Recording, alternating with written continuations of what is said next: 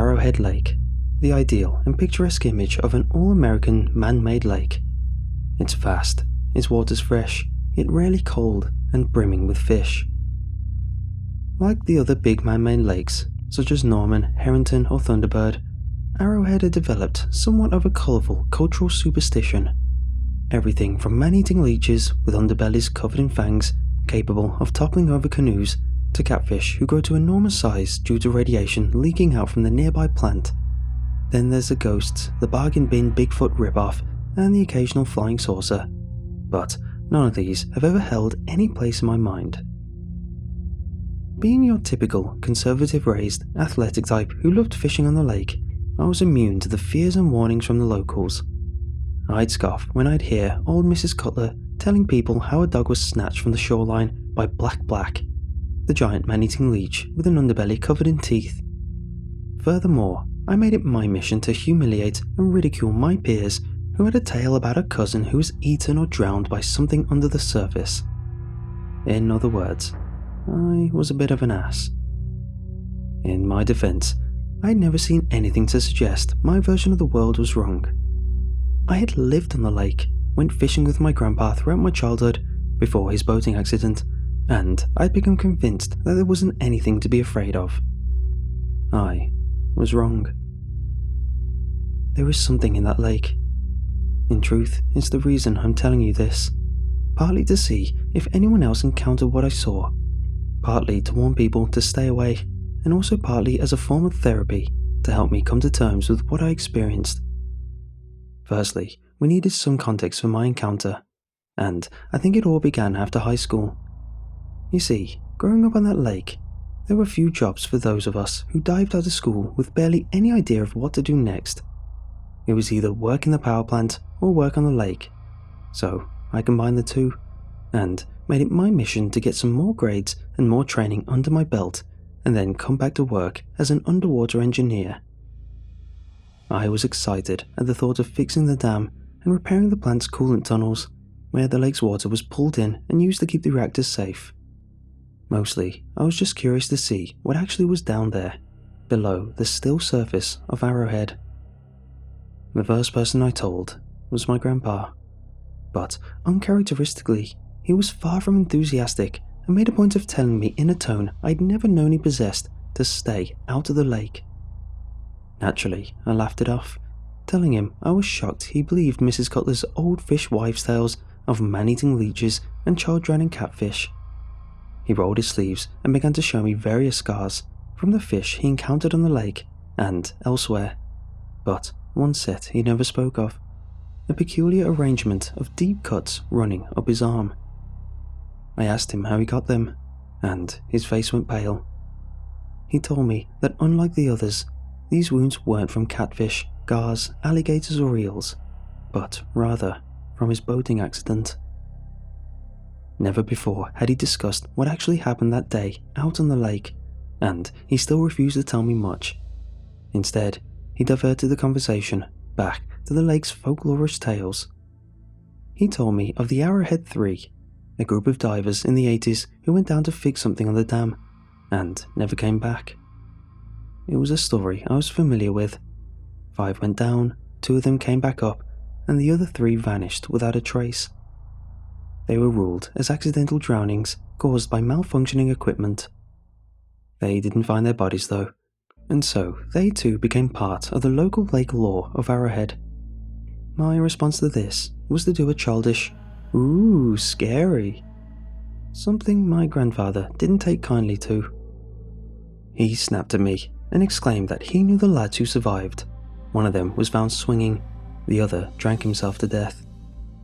Grandpa asserted that one night when he was sat in the company of the man drowning his liver in beer and whiskey chasers, the man told him what he remembered.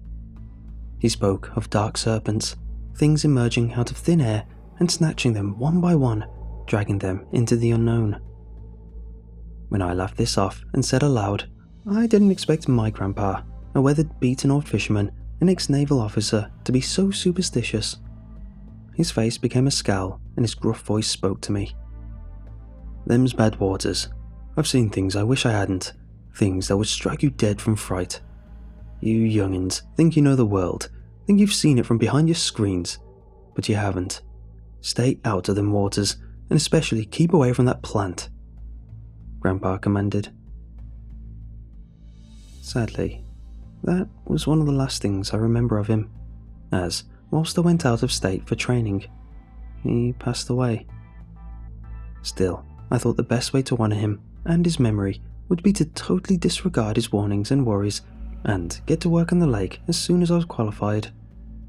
So, once the training was completed, I returned home, got a job with a power plant as an engineer, and since I was one of a handful of people qualified for underwater repair jobs, I became somewhat invaluable.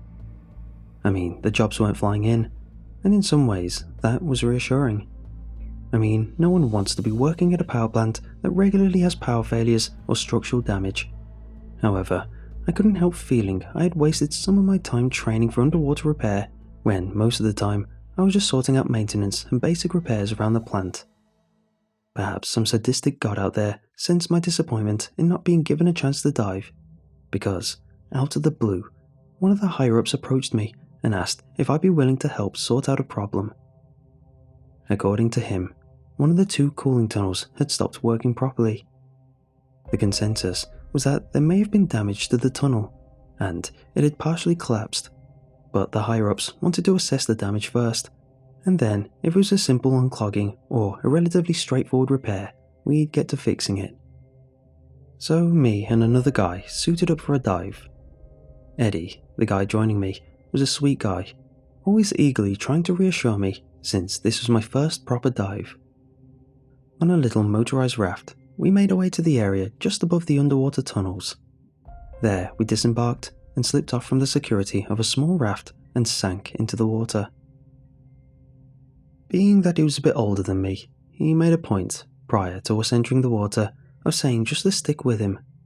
He told me that it gets quite murky down there, and adding the fact that it was nighttime, it was a recipe for your mind to play tricks. He wasn't wrong either, because I remember feeling an overwhelming dread after only a few minutes into the dive. The kind of dread one feels when you feel like you're being watched, or when you're alone in the house and think you hear someone. Irrational dread. That's what I told myself, just my body reacting to the fact I could barely see anything in front of my face. So, on I swam, trying my best to ignore the anxiety rising in me and focus on the task at hand. Soon though, my mind was back to observing my surroundings in an over-vigilant manner. I remember the water getting warmer the deeper we swam, and it got more and more cloudy as we descended. Though it was dark and murky, my torch occasionally caught glimpses of catfish that were large enough to make me feel even more uncomfortable, but I tried to keep my nerve. Plenty of food, warmth and depth. What fish wouldn't thrive in such conditions, I told myself. Besides, I never saw a catfish that I can honestly say was capable of man-eating or drowning me, and that was somewhat reassuring. Then, suddenly, they scattered. All of them. The big ones and the small, thrashing their way past me and Eddie as they shot out of their hiding places. That should have been the only warning we needed, but we foolishly thought we had disturbed them. How are we to know that we were about to come face to face with the truth? We were at the cooling tunnels when things took a turn. Eddie went about looking at the one on the right, shining his torch into it, whilst I inspected the left. My one appeared to be working fine, sucking in water, churning it up into the power plant basin, where presumably it spat it back out on the other side. In the short time it took for me to inspect the tunnel, something happened. Having looked away for just a moment, I was shocked when I turned to find Eddie had vanished. Frantically, I spun my head around, but there was no sign of him. Not a trace of Eddie existed in the gloom. If it had been a joke, or he was messing with me, I would have at least expected to have seen some debris kicked up from his frantic swimming as he dived out of my line of sight. And yet, there was nothing. I paused for a time, waiting for him to suddenly jump out of the opaque surroundings and scare the life out of me. That would have been a welcome terror, but fate was not that kind, and Eddie did not reappear or reveal himself. Truthfully, my heart began pounding a little faster the minute I saw he was gone, for, in the isolation, all I could think of was my grandpa's words. Them be bad waters. They repeated and repeated, thundering through my head, almost as fast as my heart thundered in my chest. It was in those moments of fear I spotted it, the faint yellow glow shining below and drifting deeper and deeper. Eddie. It was his torch I could see in the mist below. He must have been playing a prank on me after all, or maybe he dropped his welding tool. Relief washed over me, and I swam down to meet him, but as I kicked frantically, my eyes began to see more clearly. The light ahead of me was his torch, that much was true, but Eddie wasn't holding it. Instead, it was just sinking down to the depths of the lake, adrift and abandoned, not unlike myself. Concerned for my colleague's safety, I swam back up to the tunnels. I started worrying that maybe he was clearing out the debris in the blocked tunnel and somehow it turned on and he got stuck in. I turned my torch on the tunnel entrance. It was wide enough to fit a truck through it, and its gaping maw was dark and empty. Strange, because there didn't seem to be any structural damage, no sign of a blockage at all. It was just a void, a black void, so dark that even my torch's light couldn't penetrate it. Primal dread filled me as I looked into the silent and still shadows filling the opening. My courage and confidence were devoured by the darkness. It was all-consuming. I felt more lost than I'd ever felt before as I floated in front of that coolant tunnel, staring into the abyss, hoping to see Eddie emerge from the void unharmed. Only it wasn't a void at all, and it was far from empty. For as my torch shined across the night-coloured surface, it shimmered, stirred, squirmed even. Then, to my utter disbelief, an eye the size of a car tyre. Fear struck me and sent me scrambling back for a second, and between the mist of panicked bubbles streaming up around my goggles, I saw the enormous thing slowly shifting in the tunnel. Great, thick black back tentacles unfolded around a large phosphorus eye, with each limb displaying red rings of light that pulsed and moved across the dark skin of the beast, growing ever quicker in their motion as the glowing blue eye focused its horizontal slit-shaped pupil on me. And as it saw me, I too saw it. Saw the thing for what it was, and though my mind could not process the reality, I was sure of it. The thing in the tunnel, the blockage, was an enormous cephalopod, a giant octopus, a kraken of monstrous dimensions, a creature clever to conceal itself in the shadow inside a tunnel and evade the sight of a bustling lakeside community. It was evident from this, and from its appearance, that the creature was far from ordinary. Beneath each black tendril, running under it, were fangs and toothy hooks, which retracted and extended in and out of red flesh. These appendages clasped the exterior and the rim of the tunnel, slithering outwards in a serpentine manner. I froze in place, and my mind raced back to the wounds upon my grandfather's arm, the strange tooth patterns running up his sleeves. They could have been caused by such an appendage. Then, worse still, I came to understand those old fish wives' tales of Blackback the leech with its underbelly of fangs. The stories I had dismissed in my arrogance were true. Only, it wasn't a man-eating leech. It was a tentacle, one of many tentacles that were about to reach out and snatch me as they had done the Arrowhead 3. I knew what was about to happen and swam for my life, rushing to the surface as hard as I could. I looked back down to see if the thing was giving chase or following, but it wasn't. There was nothing beneath me or around me, just total absence. My mind immediately realized it was still there, hidden, camouflage, and around the time it took me to realize that, it was too late. A toothy tentacle emerged from the gloom, shifting from the grimy green murky colour of the water around me as it grasped hold of my back. I fumbled and wrestled, desperately trying to wriggle free, but it was no use, as more and more tentacles reached around me and their hooks piercing my suit and skin.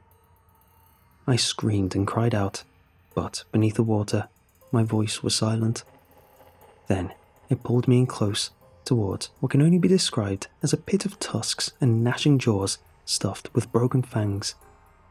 It was like the mouth of hell, an inescapable grinder acting on total impulse and instinct, just desperate to crush, skewer and maul me into shreds. Before it could devour me, like I presumed it had devoured Eddie, I remembered. I was far from unarmed, and in a frantic motion, I scrambled for my welding tool and turned it on. White and blue punctured and burned into one of the tentacles holding me, and instantly it untangled away from me. Like a torpedo, it shot back, recoiling into opaque walls around me, disappearing once more as its chromatophore shifted and made it invisible to my eyes. I knew it was still there, and so, without a moment of hesitation, I began swimming for the surface, sure that the nightmarish and marvelous thing was right behind my every kick. Desperate to survive, I unclipped my harness and let the oxygen tank sink below me, trying to remove as much weight from me as I possibly could. And the moment I let go, I saw it. A vast, black, writhing nest of tooth-covered appendages grasped hold of the tank and dragged it into the depths below. With one final surge of adrenaline, I thrashed my way back to the surface and onto the boat. Let me tell you, it didn't make me feel any safer being on that tiny raft, knowing that beneath me there was a monster-sized octopus more than capable of dragging me and the boat down to its sunken nether realm. And even after speeding the boat onto the shoreline, I couldn't expel the imagined images of that thing clambering ashore to get me. I told the higher-ups what I saw and explained what I believed had happened to Eddie. But, as you can imagine, no one believed me. Eddie became another tragic event on the lake, an oxygen tank malfunction which killed him, a conclusion that the authorities reached without an autopsy or even a body. The wounding I'd suffered, nothing more than self-inflicted according to the power plant's first aider, a side effect of nitrogen narcosis.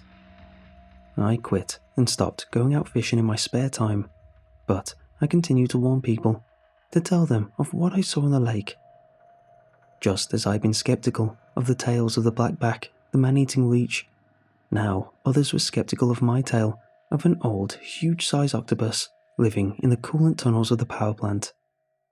I've had experts and Facebook critics alike telling me how there are no freshwater octopuses, how it's impossible for them to get to the size I described, and to them, I have this to say. As my grandpa told me, Lake Arrowhead is bad water, and should they dive beneath its surface with the same skepticism as I had, they will be met with the truth. There is something in that lake. I don't know how or why or what exactly it is, but it is there, and it's hungry.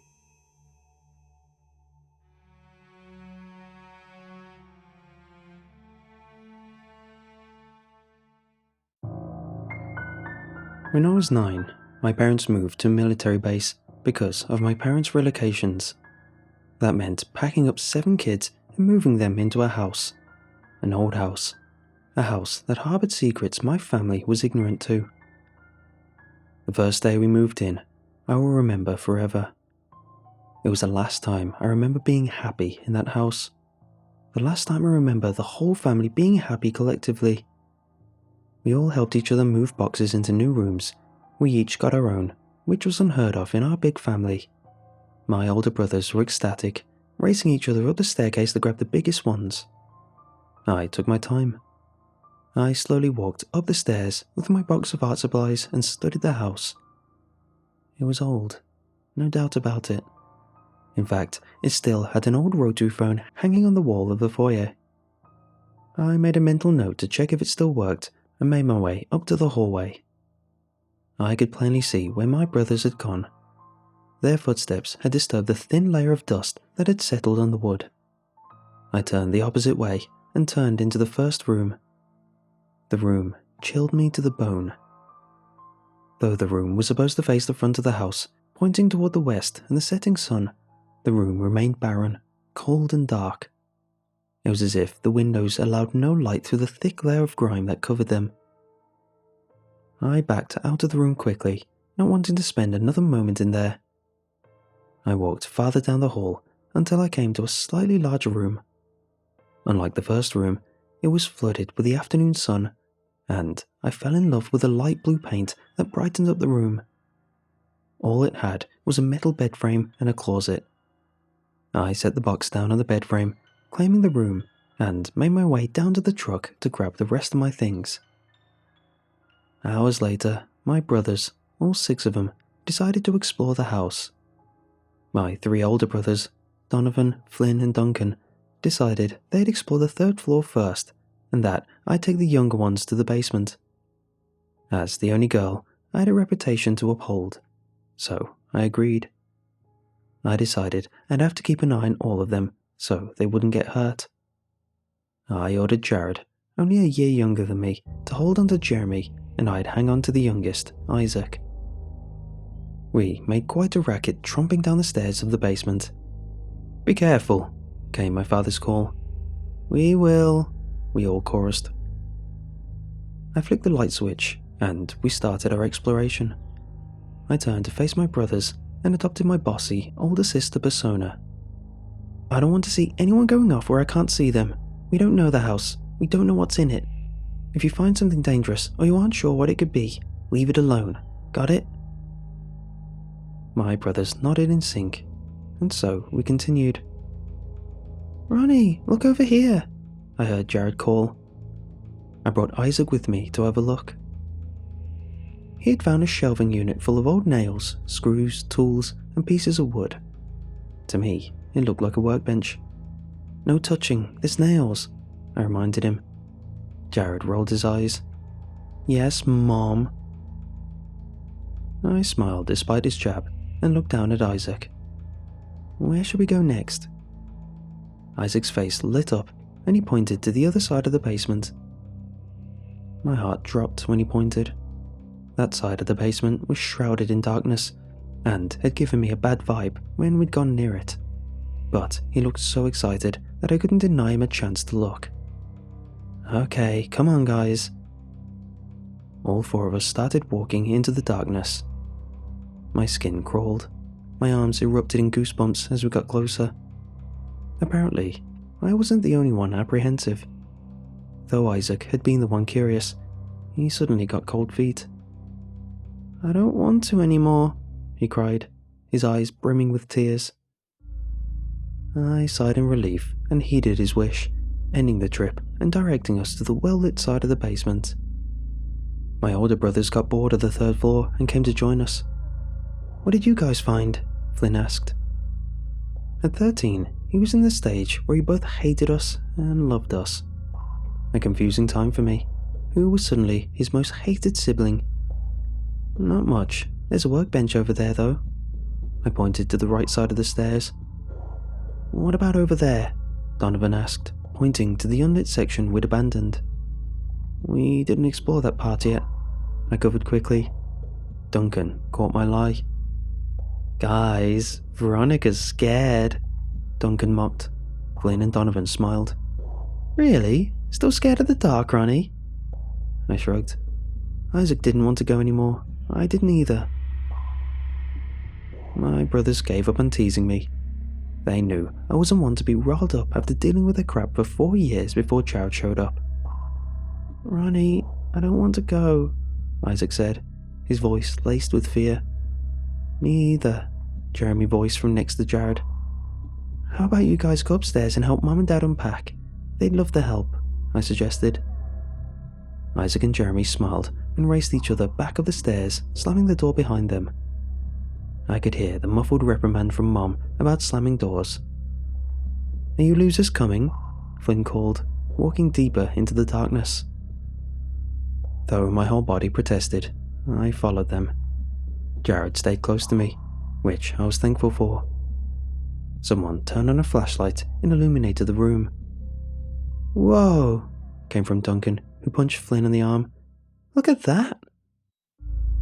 My eyes followed theirs, and my eyes landed on a noose hanging from the rafters.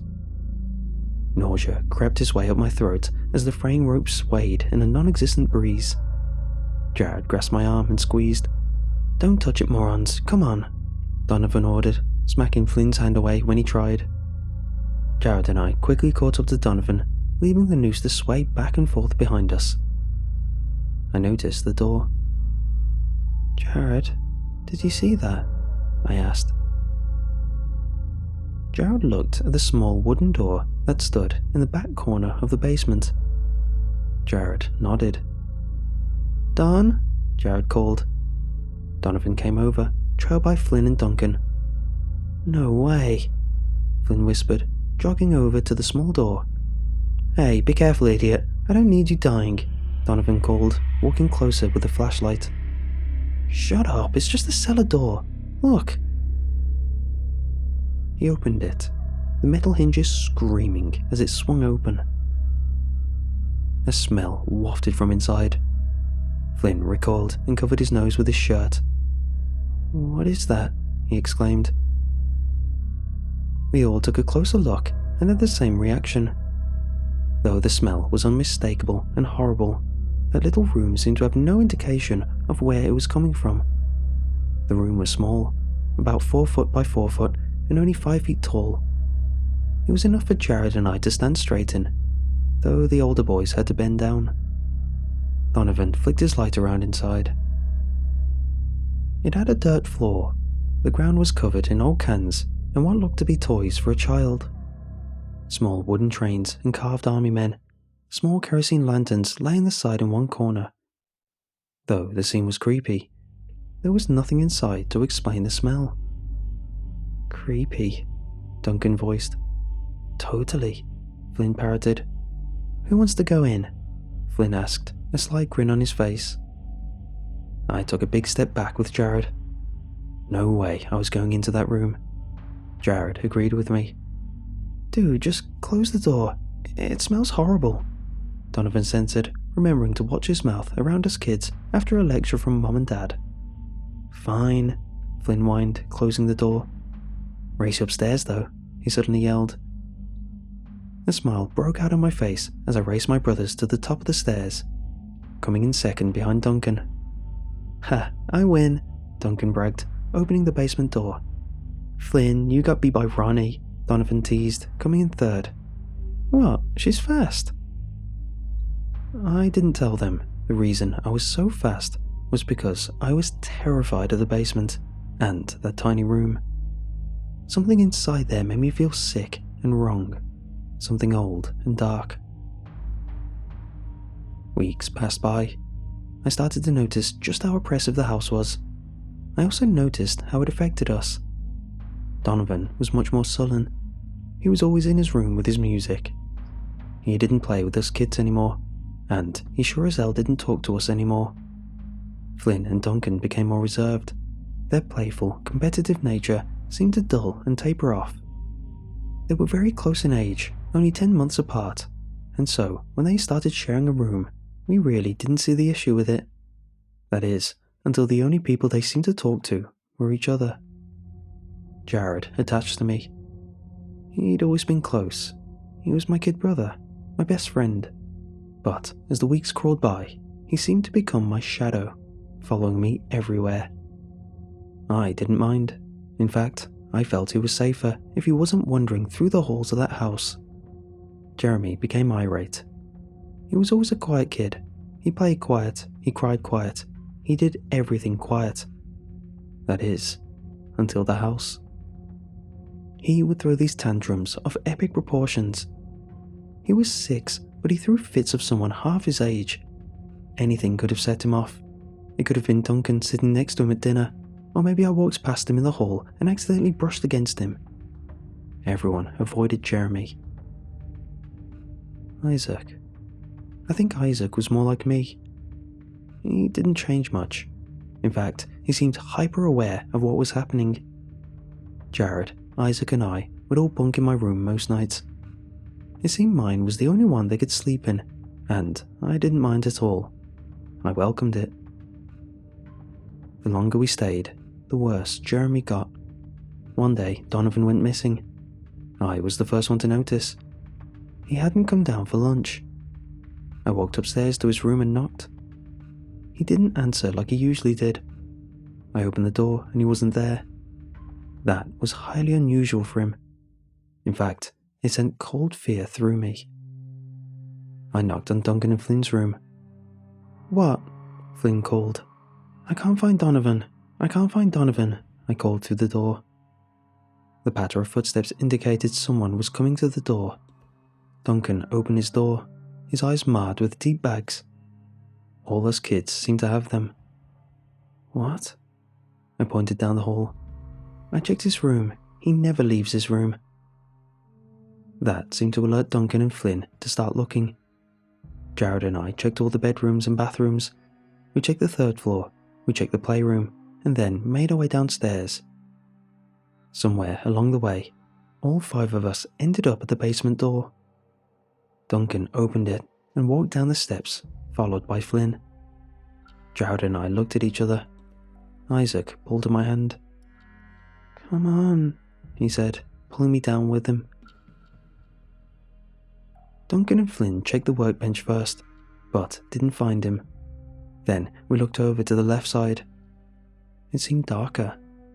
I hadn't been down there since the day we moved in, but the darkness seemed thicker, deeper. Isaac and Jared grabbed each of my hands. I squeezed. Duncan and Flynn started yelling suddenly. We raced over and came up on a scene I'll always remember. Flynn had tackled Jeremy. He was holding him down in the corner of the basement. Even though there was a 6-year age gap, Flynn was struggling to keep him contained. Duncan opened the small door, which had been stuck. Donovan came flying out, covered in dirt and grime. His face was covered in tears, chest heaving. "Dude, what happened?" Duncan asked, trying to help Donovan up. Donovan struggled to stand and looked at Duncan with wild eyes. He locked me in," he stuttered, his voice shaking. "Who?" I asked. Donovan looked at Jeremy. He held the door closed and he wouldn't let me out. He kept laughing," Donovan rambled, taking steps back from Jeremy and Flynn. Suddenly, Jeremy erupted in laughter. It was deep, dark, hysterical laughter that wasn't even close to that of a little boy's. Flynn quickly crawled away, looking at Jeremy like he was insane. Jeremy sat in the corner and threw his head back in laughter. "What the hell is wrong with you?" Duncan exploded at Jeremy. "You could have killed him. There's no circulation in there. He could have suffocated," Duncan yelled. Jeremy's laughing stopped as soon as he started and faced us. A smile slowly crept along his face. "Yay," he said, and laughed again. We told our parents what happened. They forbade Jeremy from going into the basement again. Donovan seemed fine, though shaken. I asked him what had happened, and he simply looked at me and said, "There's something wrong with him, Veronica. He's not..." And then he trailed off. I knew what he was thinking, though. Jeremy wasn't himself anymore. It happened again. Next, it was Flynn. Then it was Duncan. I feared it was me next. I was terrified of my brother, and I hated it. I hated the house for making him that way. I hated the basement most of all. It lived down there. It festered all its hate down there. I remember the day. It was my turn. Mom and Dad had left us home alone for the umpteenth time. Donovan had orders to watch us all. He never did, though. He locked himself in his room and played his music. I was downstairs making lunch for the younger kids. I was finished making the sandwiches and poured a glass of milk for Jared and Isaac. I didn't do it for Jeremy. He spent all his time in the basement anyway. He never came up when I called, so what was the point? "Ronnie," came Jeremy's sing-song voice. It chilled my blood. "What?" I asked quickly. "Come downstairs." I shook my head. "I'm eating," I stated, taking a bite of my sandwich. "Come on, please." I stared at him.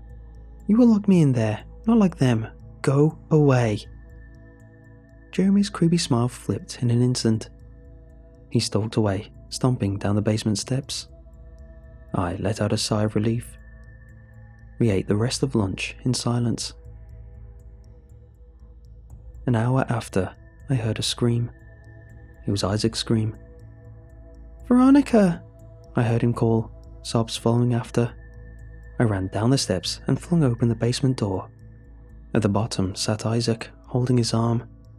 "Jared, call Mum and Dad." Jared gave a quick nod and ran to the landline. I ran down the basement steps. "My arm," he sobbed, holding it to his chest. "Let me see." He removed his other arm, and I almost gasped, but contained myself. His elbow was bent at an unnatural angle. Broken, definitely. "What happened, bud?" I asked, taking off my jacket. I was always cold in the house anyway. I ran to the workbench and grabbed some shears, cutting part of it to make a makeshift sling. "I was walking by the basement door, and then Jeremy..." I finished tying his arm to his chest and then stopped. "Jeremy did this?" Isaac nodded. "He pushed me," he said. I heard quick footsteps behind me. "Isaac, go upstairs as quick as you can and get Jared. Tell him to get done." Something grabbed my hair and I was yanked backward, being dragged by something unnaturally strong. I managed to hear Isaac's quick footsteps as he ran upstairs. I knew it was Jeremy. I could hear his laughter. "Jeremy, let me go," I yelled. Tears poured down my cheeks from the pain of him pulling my hair, coupled with the concrete scraping my back and shoulders. Too quickly we stopped. I heard the screaming of the hinges as the door opened. I twisted around to see the old cellar door. "Jeremy, no, please, please don't." He grabbed me, and someone managed to shove me into the room and slam the door shut. The dark was suffocating. My heart was beating so fast I thought it would explode. "Jeremy, please," I screamed, banging on the wooden door. I knew it was pointless, but I had to try. I heard the unmistakable sound of a match being lit from behind me. I whipped around to see the kerosene lamp being lit with a match by a small boy about Jared's age.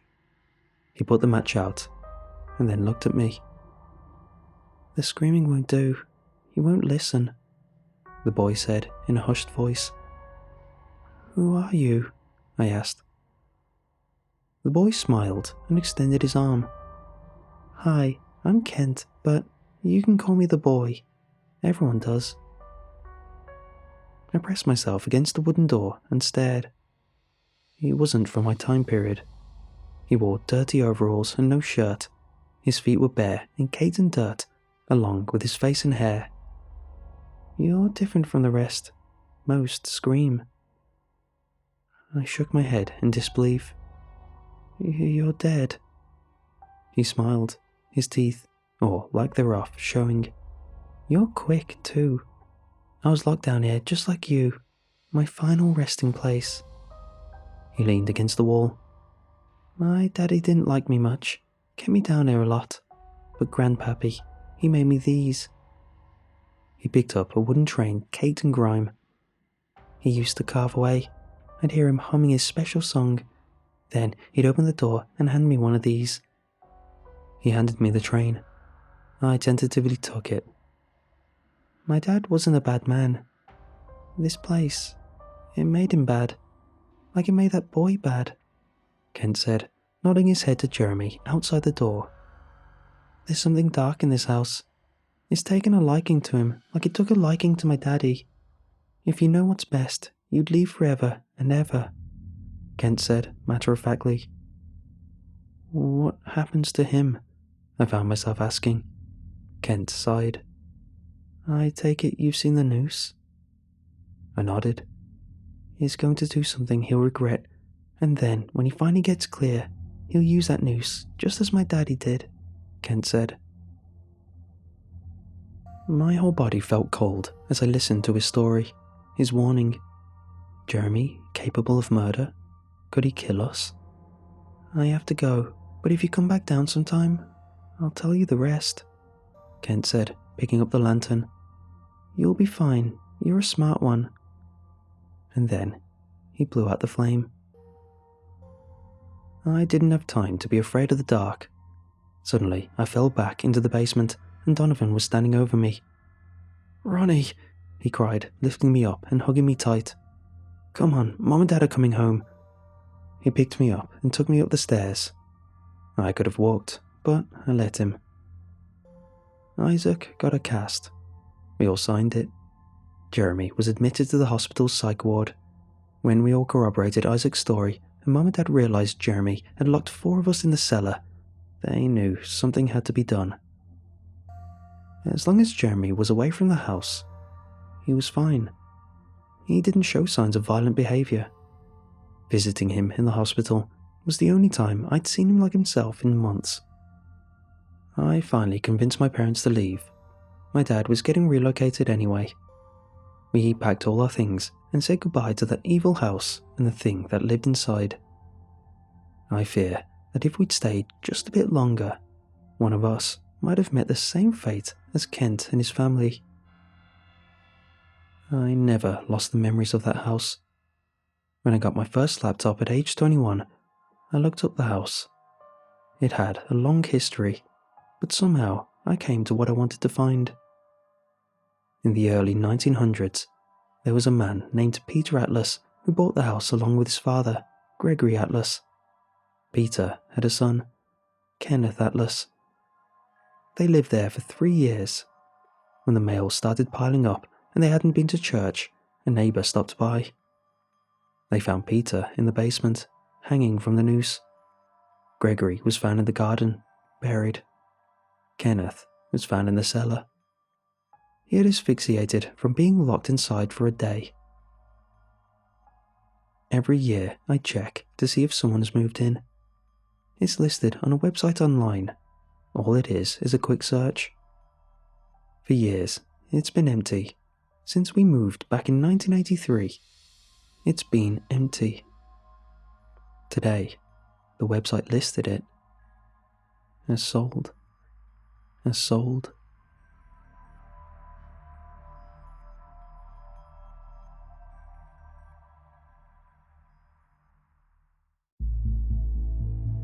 There isn't much time left. What's already been done can't be reversed. We screwed up. Let me give you all a little backstory. I'm not able to disclose my name in fear of outing myself to higher authorities looking to cover up what happened in Antarctica. Just know that I was part of a research team tasked with investigating a series of seismic disturbances which was affecting the local wildlife within the Wilkes Land region of Antarctica. I was a miner sent to decipher what exactly was causing these disturbances, along with my excavatory team and seismologists. I'm not able to disclose their names as well, but for clarity's sake, we'll call them Beck, Liam and David. Beck had been a colleague of mine for years, and we had grown to become best friends.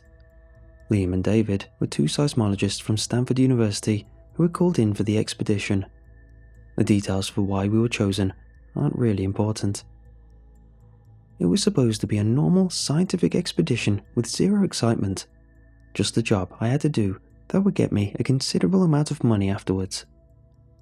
My first hint that something was off was that when my team and I were loaded onto the transport to head to Wilkesland, we noticed that 2 military Ospreys were docked with our transport. "Did they tell you why we've got 2 platoons of soldiers coming with us to dig through ice?" Beck asked, his brow raised with confusion. "We've never been on an expedition this official before. They might just be taking precautions," I assured, though I knew this wasn't the case. Something still felt off. "I still don't understand why a few earthquakes warrant the need for military involvement, though. I don't like it," Beck said. "You will like it after we get paid. 20 grand, man. You can't pass something like that up," I said. God, was I foolish. Once our team of 20 miners was assembled, Beck and me included, along with our 2 seismologists, we set off for Antarctica. The ride there was quieter than I expected. Some of those men I've worked with for years, and they were never this quiet. I could tell they felt something was off. I had no idea how cold it would be when we touched down in Wilkesland. Being used to the Colorado mines, I was no stranger to some very cold weather. but that didn't prepare me for this. We set up camp about a mile from where the disturbances were being traced. Liam and David set up the seismograph and waited for the activity. "You know, it just occurred to me," Beck said. "Why would they need a mining crew for something like this? And the military? Why are we digging for earthquakes? Nothing is making any sense." Beck had a point. None of it did make any sense. At that point, though, I didn't care. We were getting paid $20,000 for this. While I was pondering Beck's statement, I was interrupted by an unfamiliar voice calling my name. I looked back to see a man outfitted in assault gear, with a rank insignia plastered on his chest. "Sorry for just now introducing myself. We were supposed to meet before taking off, but we were cut for time. My name is Colonel Marcus Anton, and I am tasked with leading this expedition," said the man. I paused for a moment, and then asked him why the army escorted us on an expedition to dig for earthquakes. His reply sent shivers down my already freezing spine. "The seismic activity we're picking up isn't a series of normal earthquakes. They're rhythmic. We have reason to believe something is under the ice causing the earthquakes. Your seismologist buddies are only here to confirm a few suspicions of ours, but we need you and your mining team to find out what the hell is under the ice," explained Anton. "So the army is here because whatever is under the ice might want to kill us? That's comforting," said Beck, growing more and more wary about the expedition. "It's just a precaution. Don't let our presence intimidate you. We're here to keep you safe," reassured Anton. Since it was getting late and the sun was setting, we decided to travel to the center point of where the earthquakes were taking place in the morning and start the excavation from there. When we arrived at the location the next day, we were greeted with a colony of penguins standing in a circle right in the middle of ground zero. They looked as if they were pecking at the ground, attempting to unearth something from beneath the ice. "How much do you want to bet it's aliens?" I said to Beck, attempting to calm his nerves. Beck just looked at me, his face looking paler than normal. "Don't joke like that, man. You know how superstitious I am. Words of power," Beck said. We shooed away the penguins and started to set up the dig site. Just as we were about to start, we felt a deep rumbling within the ground. The ground was pulsating at a steady tempo, and then abruptly stopped. Dave said that the seismograph was showing wave patterns that matched each other exactly and was spaced perfectly. This only confirmed Anton's suspicion that something foreign was under the ice. We started digging right where the penguins had been, hoping to find what was causing these waves. 3 hours had passed until one of the miners found something. About 20 feet under the ice was a large, metallic, pill-shaped object. I can't remember the exact dimensions, but it had to be somewhere around 20 to 30 feet long, with a width of about 10 to 15 feet. Banging against the thing revealed that it was hollow, or most of it was. The metal that coated the object was unlike any material I'd ever seen before. It was perfectly smooth, with none of our tools being able to put any kind of scratch or dent in the thing. It was unbelievably shiny as well, with the chrome surface displaying our reflections perfectly. Anton ordered all of the miners to clear out the chasm we created.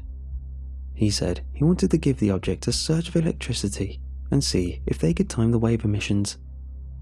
Beck could no longer contain his panic. "Wait a second, what are you trying to do, Colonel? This thing is obviously alien, and you're trying to wake it up," he said. "There's no need to worry. This is why we brought the armed forces here. We need to see what this thing is," Anton explained. He then yelled for 2 of his soldiers to unload what looked like a generator off the one Osprey they took to Ground Zero. I was more confused than I had been during this entire trip. How did they know to bring this high-tech generator? How much was the Colonel letting on? If they knew this much, then why was a mining team of 20 men who were local to Colorado vital to the mission? My thoughts were interrupted by the sound of an electrical discharge. The seismic waves began again. "They powered the damn thing," said Beck. The rhythmic waves became faster. The ground was shaking more violently now, with Beck and I struggling to keep our balance. The wave frequencies increased in speed by tenfold until it suddenly stopped again. Looking back, I wished Beck and I got a head start and ran when we had the chance. The entire Antarctic was dead silent for what felt like an eternity, but what probably lasted a good 10 seconds. Then, it happened.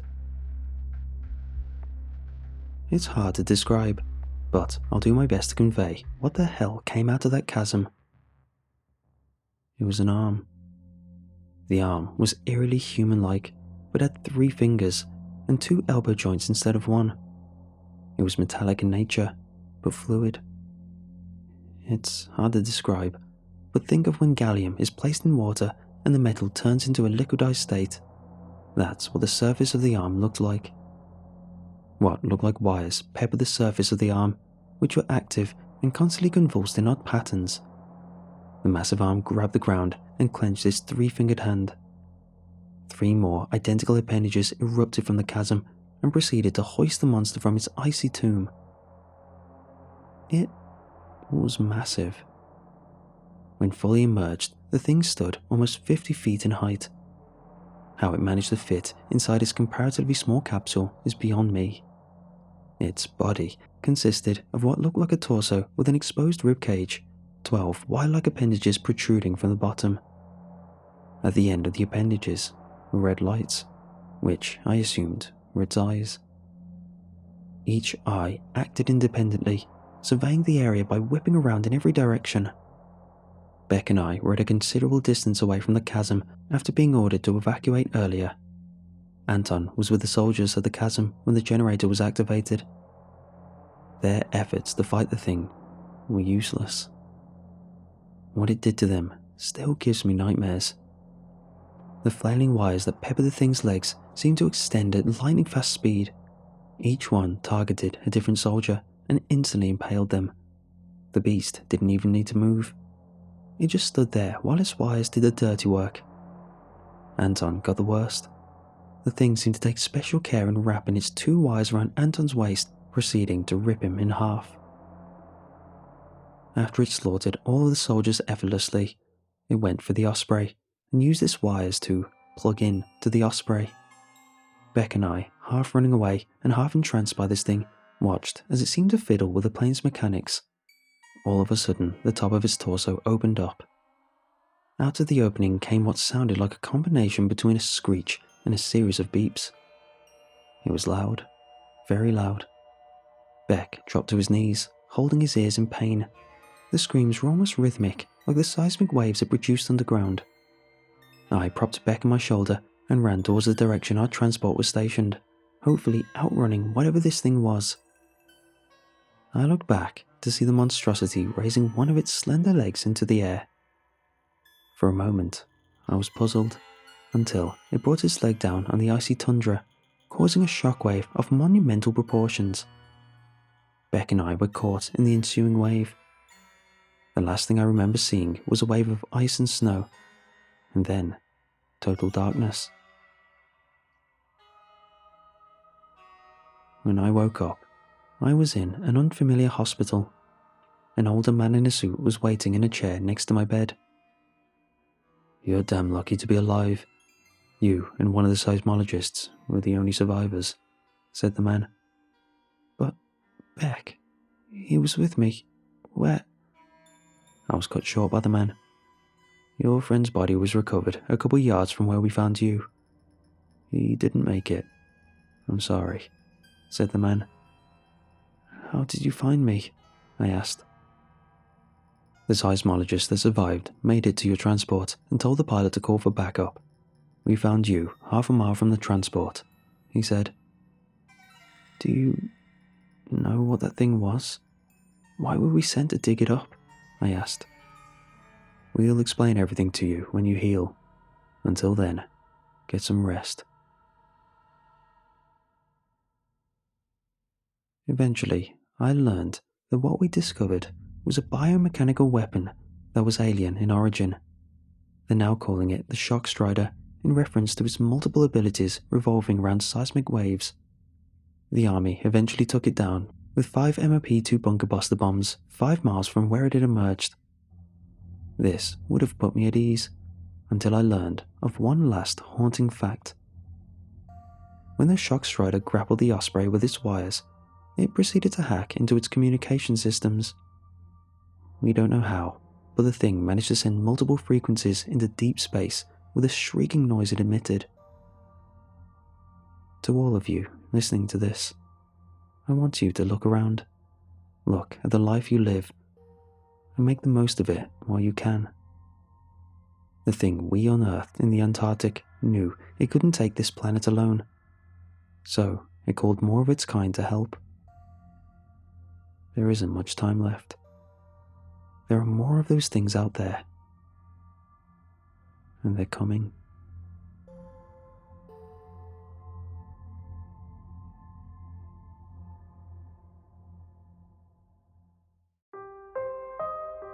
I know what they always say about old houses. There's something inexplicably scary about them. Something about the way the pipes creak and the sound of the house settling. The chipping paint and warped windows, the doors with rusted hinges and the floorboards that squeal with each step. And yet, as frightening as they can be, there's a magnetism that always seems to draw us back. I know I make it sound romantic, but I also know the real reason people do it. I'm not an idiot. The housing market is in shambles. People love a house with character, even when that character is pushed through a fresh coat of white paint and watered down with a new and improved open concept floor plan. I grew up in a neighborhood with old houses, watched one by one as each house lost its personality to $1 million price tag. Maybe I'm the odd one out for thinking about old houses like this. I've always loved history. I've always loved architecture. It's like I was destined to my line of work. I work in restoration, specifically working with historic buildings. I love my work, as slim pickings as it is. The clientele is small, but they pay well, and I live in a very old city. I'd been looking for a house to call my own, saving up enough money to hopefully buy my own house, but I knew it was a pipe dream. I'd end up in a townhouse at best, but I let myself dream. When I found that house, it was like any other day. It was windier than usual, bringing up a cold fall wind that whipped through my pea coat and made me shiver. The house was at the end of a long road. I recognized the street. I remembered seeing the houses here get knocked down in favor of newer, more family-friendly townhouses. It was a pity. I remembered how beautiful the old houses were. I wasn't looking for a house that day, though. No, this was one I was called in to fix by the housing committee. I'd overseen the restoration of dozens of houses before. I'd done work for the housing committee in this neighborhood before even. But the house before me was different. A true Victorian-style monster. A winding wraparound porch with the paint chipping off the slats caught my eye first. I brought up a hand, pinching the wood and finding it soft from decay. I wiped my hand on my pants, turning my attention to the sickly pale brick walls.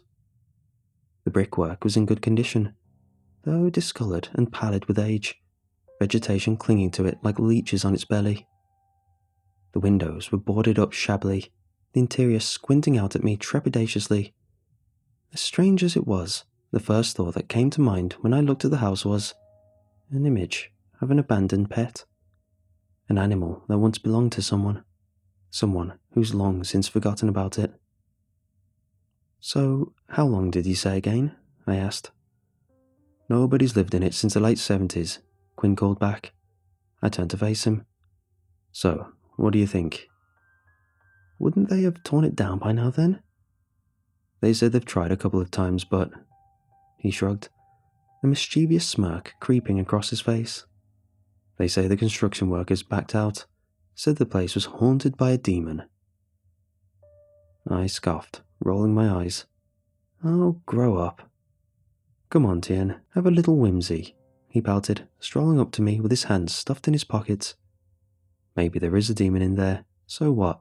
Just means one less historical building torn down, huh?" I shrugged. I suppose so. I fished the key out of my pocket, walking up to the front door and unlocking it. It swung open with a low, resounding creak. The foyer was a long hallway with a set of steep stairs leading up to the second floor, 2 doors on the left and 1 on the right. The walkthrough went just as usual. A powder room to the first left, a large living room to the right. Then, further down the hall was a dining room that led into the kitchen. The rooms were painted in pastel colours, gutted of all furniture that wasn't built in. A thick layer of dust had gathered on the ground, cobwebs in the corners and cracks in the plaster. And yet, there was a charm that magnetised me to this place. Up the stairs, there was a second bathroom, then a study, a bedroom, and the master bedroom. The bathroom, with its penny-round tile, the study's intricate bookshelf, the master bedroom's gigantic window. I was absolutely smitten by the house, despite its imperfections. Quinn felt differently though. He grimaced at the state of it, shuffled through the room with his arms crossed to keep from touching anything.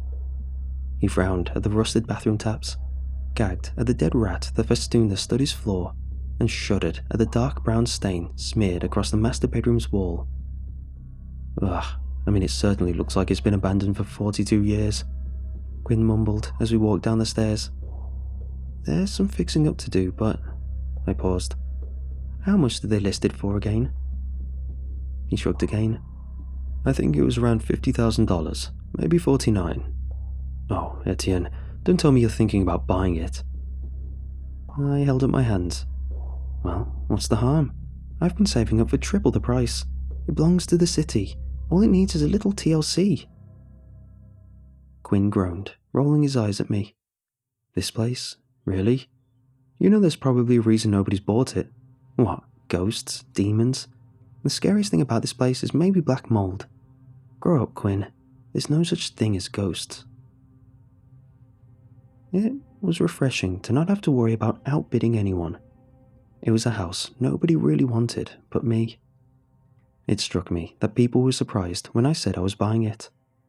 I was regaled with stories of doors slamming shut, of construction workers being tripped off of roofs by seemingly nobody, of broken bones and whispers in the night.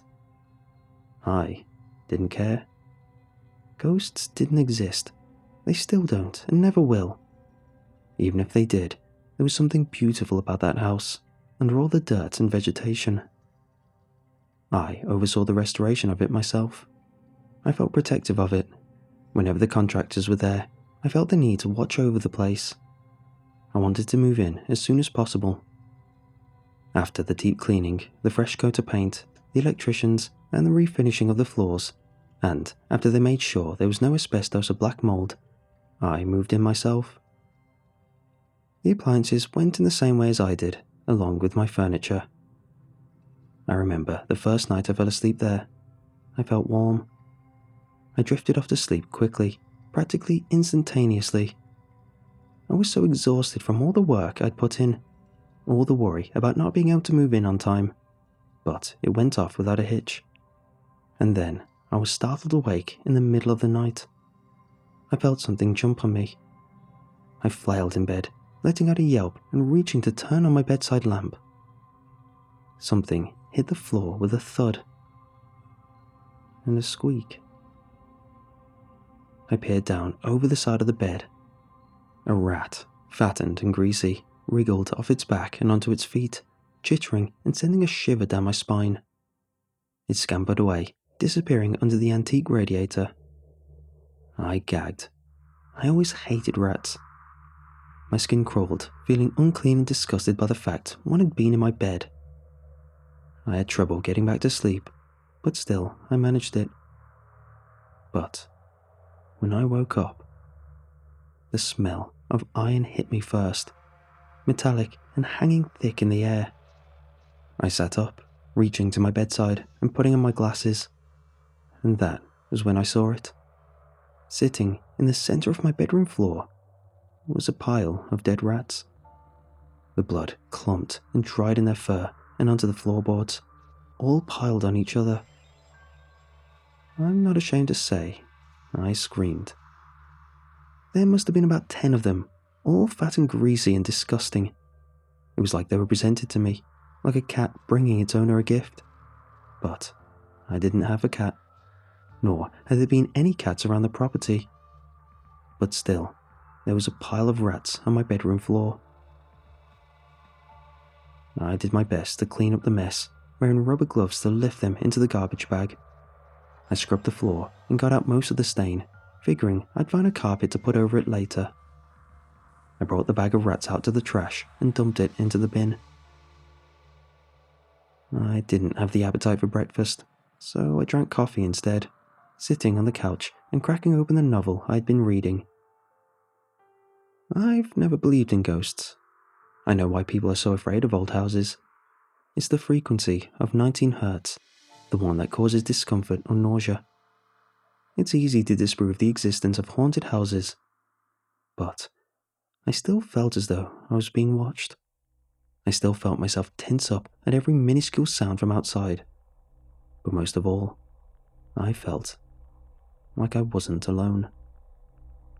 It's difficult to explain. It wasn't so much that I felt like I could hear someone breathing down my neck. I felt like there was something there, like the house itself was watching. I pushed the thoughts away. I kept myself from thinking about it. I sank my money into this home. I gave it time. I gave it care. I wouldn't leave over some rats and an odd feeling. I found the best way to keep it off my mind was to stay busy. I unpacked my books into the study and hung my clothes in the closet. I spent the first week unpacking, keeping as busy as I could. When I was occupied, I didn't notice the crawling feeling of being watched. When I was occupied, I could keep from thinking about the festering pile of rats I'd found. The pile of rats that felt not like a threat, but a show of affection from a creature that had been alone for so long. In the second week of being here, I got something to work on. I was thankful for that.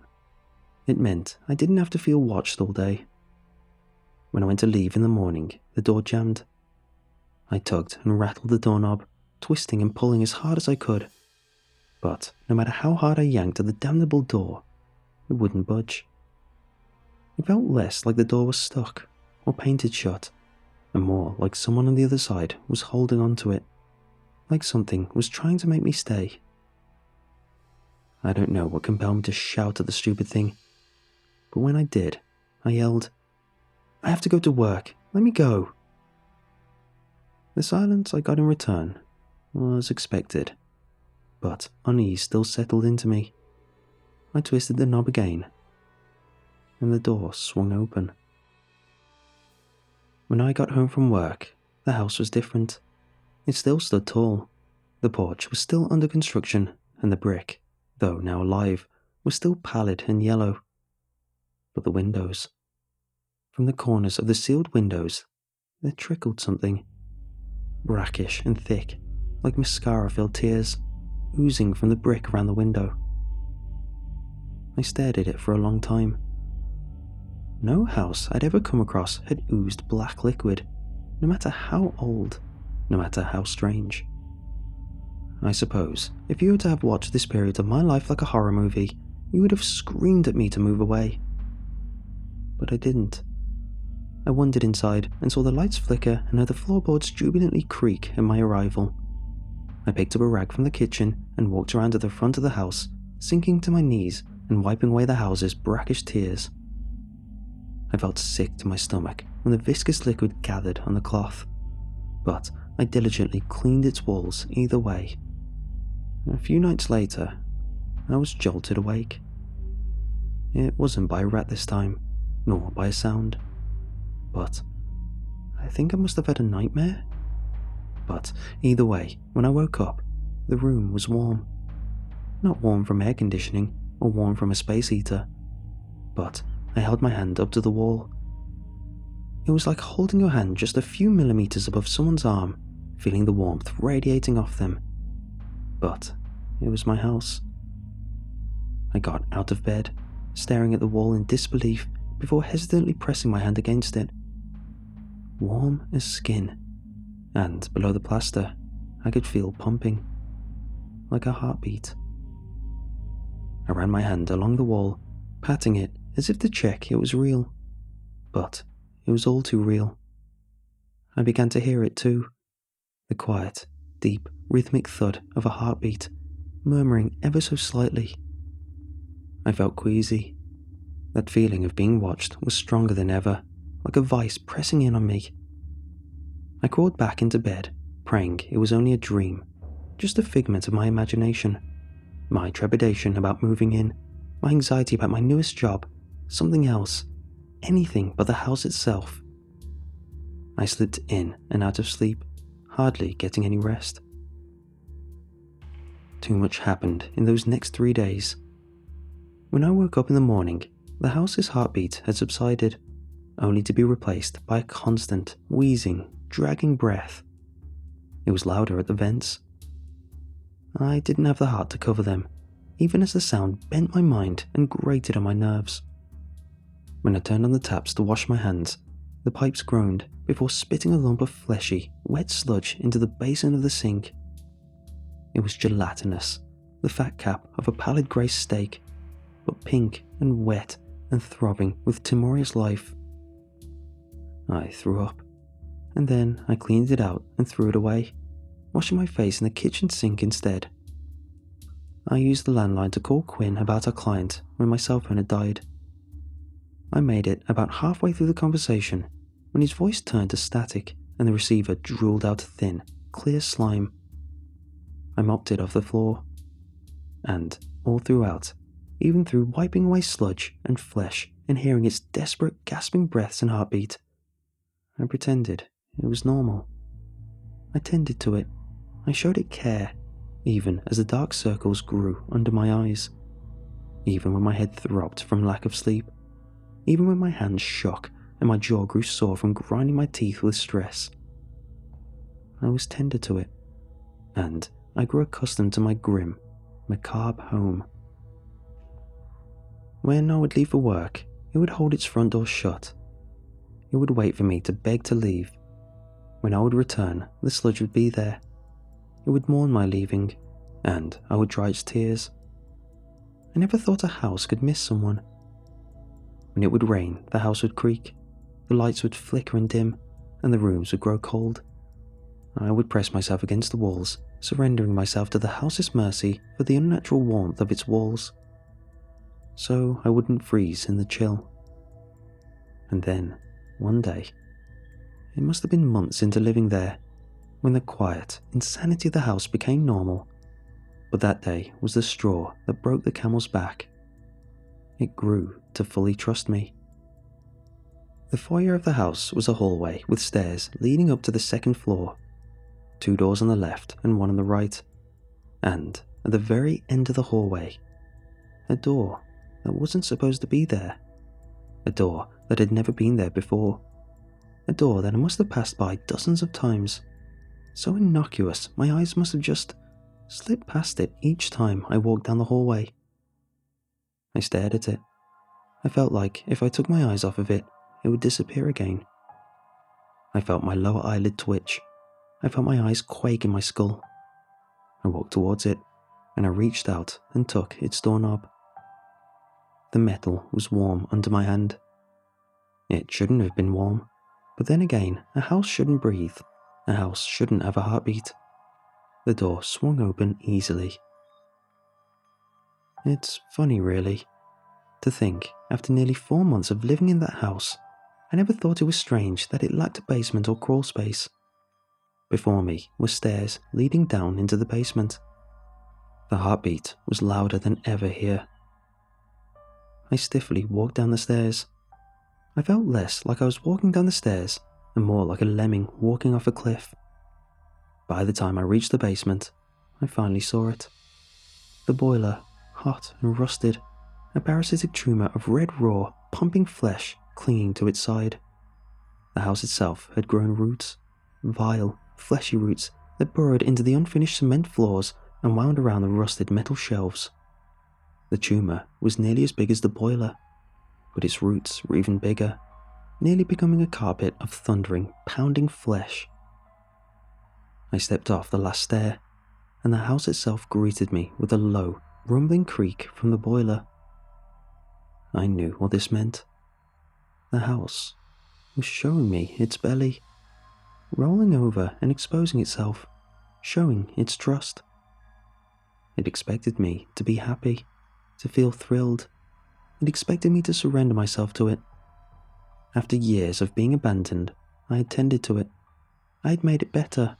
I had fixed it and made it whole again, given it a purpose. But I wasn't happy. I wasn't thrilled. I was exhausted. I felt its roots wrap around my ankles, creeping slowly upwards, waiting for me to rush forward and become a part of it. I felt sick. I didn't move. A house with a tenant is empty. A house with no one to tend to it and make it a home is incomplete. But this house had been abandoned so long it became something else.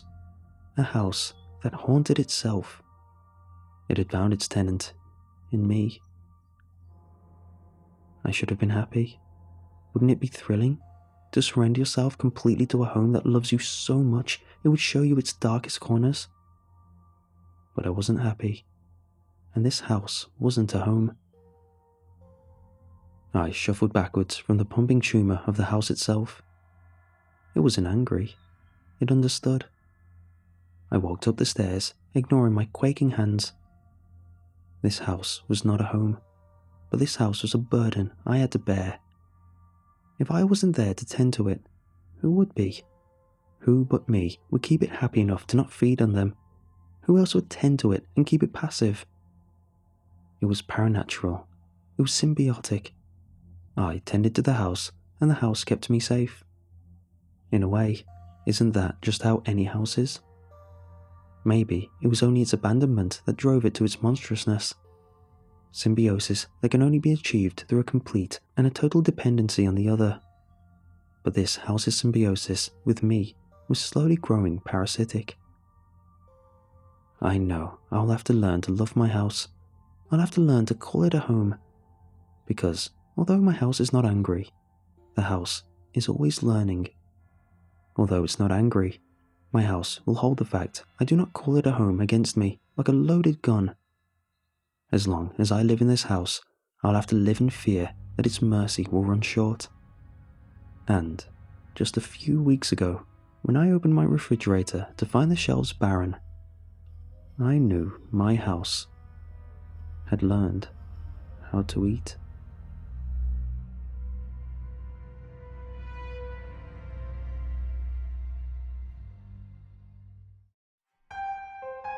I vividly remember the day Duke disappeared.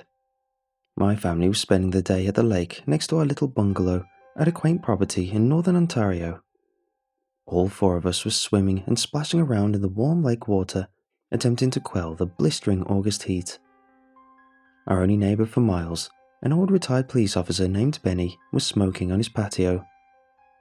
I waved to him, and he waved back. We were in the dog days of summer, and I was glad to be in the water. Duke loved the water as much as I did, and was still very energetic, being a large, middle-aged mutt. We would often throw frisbees and sticks off the dock, and he would take flying leaps into the blue-green lake. That's exactly what we were doing when he vanished. As I was drawing back my hand to throw the frisbee for Duke, who was anticipating a throw and getting ready to run, he suddenly whipped his head to the woods. I, too, looked back at the rows of towering hardwoods and conifers, scanning them to see what Duke was looking at. It was nothing, at least to me. What followed was a blur. Duke suddenly bolted for the trees, barking and snarling while we were screaming his name. I screamed at my parents to get out of the water and help me chase him. I even saw Benny spring out of his rocking chair to help us. I ran as fast as my 9-year-old legs could carry me into the dense forest, twigs and debris snapping under my feet. But you can only get so far in flip-flops before you trip.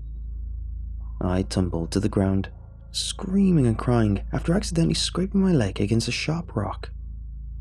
My mum consoled me, while I caught a glimpse of my dad running through the woods. It was a while before my dad and Benny came back. My dad had a somber look on his face.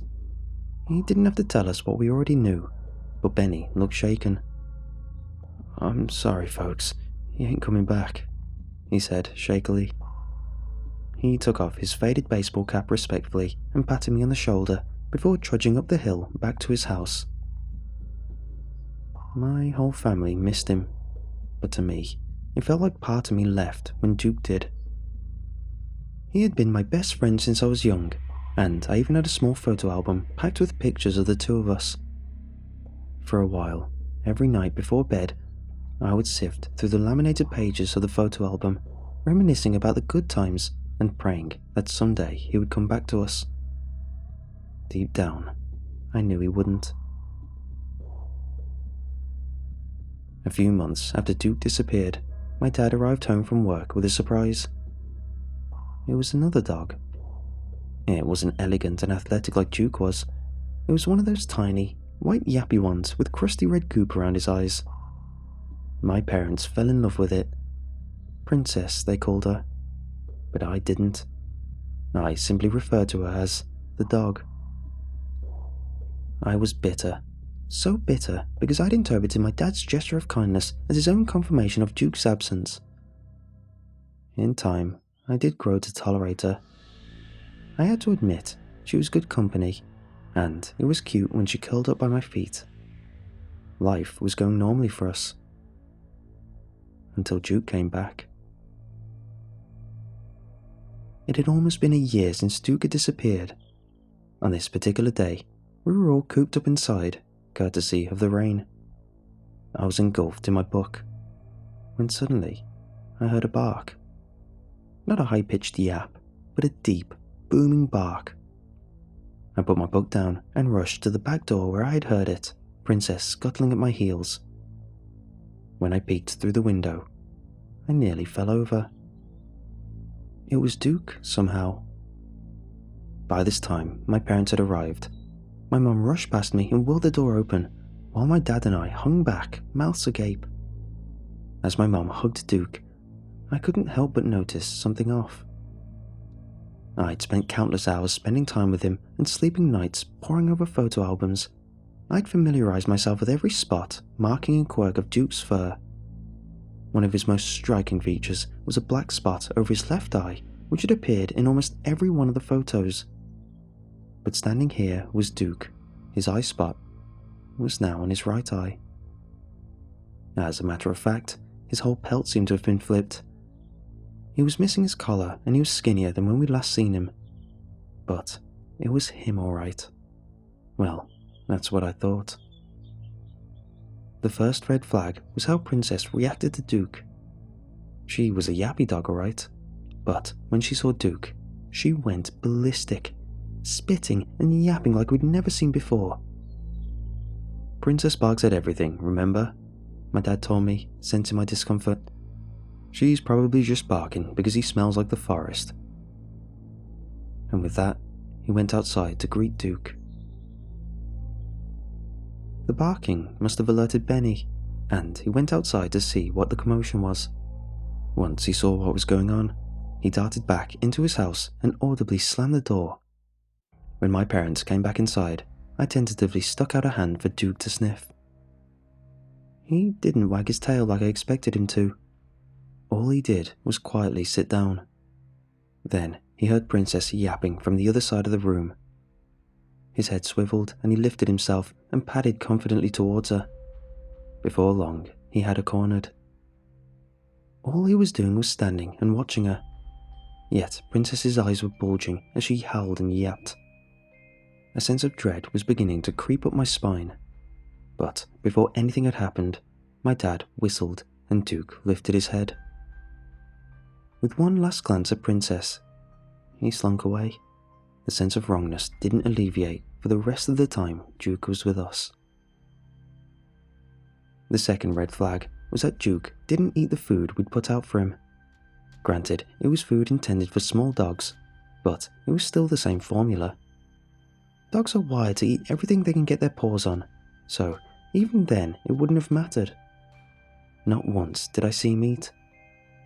Every time we led him outside in the woods to relieve himself, he came back 20 minutes later, his white muzzle stained pink. I found it odd that my parents didn't think he was at risk of running away again, but since he didn't run, I never brought it up. They spent all their time with Duke, petting him, coddling him, attempting to feed him, and playing with him. All this while completely ignoring Princess, as well as my objections. "Something's different about him," I brought up during dinner one day. "That's nonsense. What are you talking about?" said my dad. "He's good old Duke." He looked at the dog as if searching for approval. We ate the rest of the dinner in silence. As summer went on, Duke seemed to gain more and more influence over my family. At this point, it was just me taking care of Princess. It was up to me to feed, walk, and take care of her now, as my parents had completely neglected her. This dog wasn't the Duke I used to know. Every time he walked into the same room that Princess was in, she would scuttle away in fear and into my arms. I took to always being in the same room as Princess, just as a precaution. From what? I didn't want to admit. But deep down, I think I knew. One day, Benny approached me while I was walking Princess. "You doing okay, kid?" Yeah, it's..." I trailed off. Benny bent down to my height, his friendly blue eyes clouded with concern. "Be careful, kid. If you need any help, I'm right up here." Without another word, he turned and walked back into his house. When I came back from the walk, my mum announced that we were going to the store. Dad had figured out that Duke liked raw meat, and we had run out of it. As a matter of fact, we had run out of all other food in the house, but of course, in order to enter the grocery store, we needed to leave the dogs alone. I wanted to stay back and look after Princess, but my mum wasn't having it. "I don't know why you always insist on being around that dog," said my mum. "It's not healthy." "Look who's talking," I muttered. "We're going to buy a bunch of raw meat for a dumb dog." For that, she slapped me. Tears sprung from my eyes. "Don't you dare speak about Duke that way," she huffed. "Get in the car." Without another word, I did as she said and got in, leaving Princess behind with the dog. I couldn't stop thinking about Princess as my parents cleared out the raw meat section. The drive home was nerve-wracking, and the walk up the driveway to our cottage was dreadful. I could hear the whimpering even before the door was open. Heart in my throat, I whirled the door open and screamed. Princess was under the kitchen table, leg bleeding profusely. No, it was gone. One of her legs was just gone. Curled up on the carpet was Duke, muzzle stained red. The rest of my family walked in. "Oh, the mess you've made. Bad dog," my mom said, as she scolded Princess. She gave a pathetic whimper in response. This was my breaking point. "Stop," I wailed. "Are you guys blind? He tried to kill her. She needs to go to the vet." Yeah. Duke, I have a snack for you." His ears shot up as Dad ripped open a package of ground beef. My stomach growled. I hadn't eaten all day, and the only food we bought was meat for Duke. I was livid. This damn dog was taking over them. I didn't feel safe anymore. "I'm leaving," I announced. "I'm taking Princess with me." Tears were streaming down my face, even as no one acknowledged me. I packed a few belongings and grabbed a towel to wrap Princess in. I remembered what Benny had said to me earlier that day, and I knew what I had to do. As I trudged down the dirt trail to Benny's house, thoughts collided into each other in my mind. Why were my parents ignoring me so much? Why didn't they care about Princess? Did they even love me anymore? The last one made me cry even harder. I reached the faded red door of Benny's house and knocked. He appeared a moment later, and when he saw me holding Princess with tears streaming down my face, his breath hitched. "I knew this would happen," he muttered gravely under his breath. "Get in my truck, kid. We'll go get your dog some help." He unlocked his truck, and without another word, I climbed silently into the back seat. I watched the cloud-dotted sky turn into pale shades of pink and purple as we sped down the bumpy road. After a while, we arrived at a small house which seemed to have been converted into a veterinarian clinic. Benny took Princess in his arms and rushed in, yelling for help. I followed along slowly and sat down in the waiting room, sad and defeated, but too tired to cry even more. After a lot of frantic pleading, Princess was to receive emergency care. A woman in a teal veterinarian's uniform carried her away. I sprung out of my seat. "Let me go with her," I begged. Benny guided me away. "She's going to get help now, kid. It's in God's hands now." I plopped down and curled into a ball. Benny patted me on the back. A somber silence had appeared between us when I broke it by asking Benny something that I hadn't gotten the chance to before. "Benny?" "Mm-hmm." "What did you mean when you said you knew this would happen?" He tensed up. A guarded look crossed his face, then one of guilt. He exhaled a melancholy sigh. "Well, you see, kid, you know why I live alone?" he asked. I shook my head. "Well, I had a family too once, Marjorie and my son, James." A sad look crossed his face. "You remind me of him. We had a dog too, a beautiful pointer named Max. James loved him, so he was all torn up when he went running away. But one day, about a year later, we find him standing at the front door. Something's wrong in those woods. It changed Max. He wouldn't eat the dog food we got him, only raw meat. James was happy to see him, but Marge was happier. I found it strange, because the night I brought Max home from the pound, she yelled at me like she never had before." Benny chuckled wistfully to himself. "Well, since I was busy patrolling all day and night, I didn't notice it as much as I should have. James kept missing school, and I noticed he was thinner. I told Marge that she had to take care of her son, but all she did all day was spend time with the dog. I tried to do the best I could, but I was a terrible dad and a terrible husband. I should have helped my wife. I should have protected James." He exhaled. "I'm sorry," I said quietly, not knowing what else to say. Benny shook his head. "I ain't finished yet. You see, one day, me and my partner get a call. Some neighbors had called about a disturbance at my address. My partner was in the driver's seat, and I was the first one to get out of the car. When I walked in the house, I saw my boy in the middle of the kitchen, dead. The dog was eating him. Instinctively, I shot the dog. That's when Marge turned around with a knife. She lunged at me, and I shot the fatal blow. All 3 members of my family dead in one night." My mouth was wide, and the full weight of his words weighed heavy on me. Was that to be the future of my family? "Benny, that's terrible. I'm so sorry." I looked up at him to see a single tear trickling down his otherwise stony expression. "I failed James as a father. I can't do the same to you, kiddo." After his story was finished, I felt my eyelids start to droop. I leaned on Benny's arm. "Good night, Benny." He stared straight ahead, face emotionless. "Good night." When I woke up, the first thing I noticed was how much my back hurt from sleeping on a chair all night. But I wasn't cold. Benny had put his tattered flannel jacket over me as a blanket.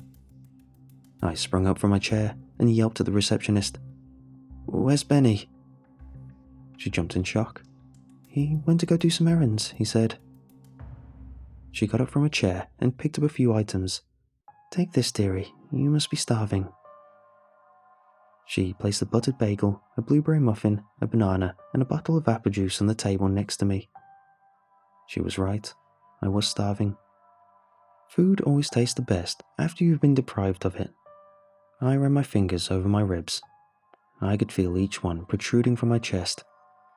This was the first time I'd been full in ages.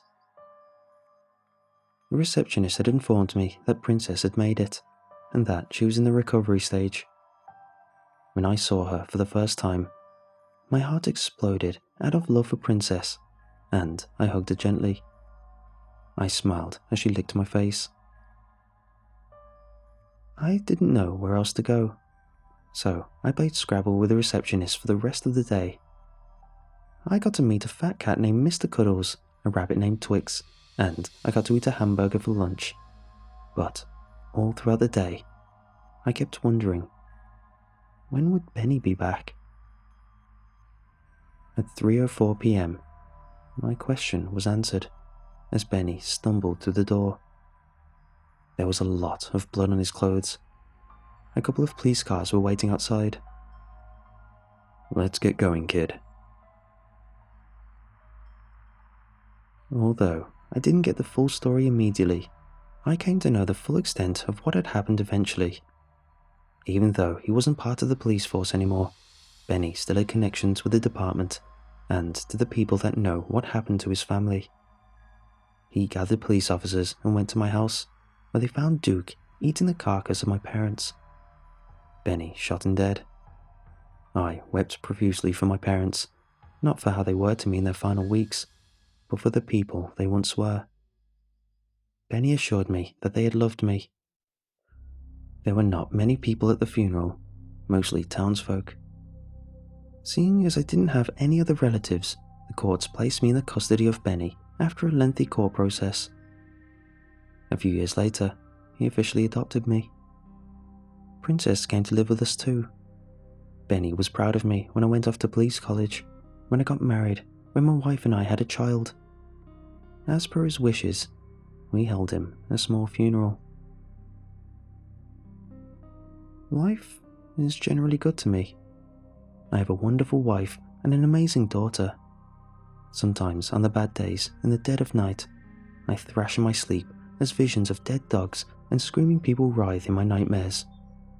But when I wake, I look at my daughter sleeping in a cradle, and my wife hugs me back to sleep. I remember that everything is okay now.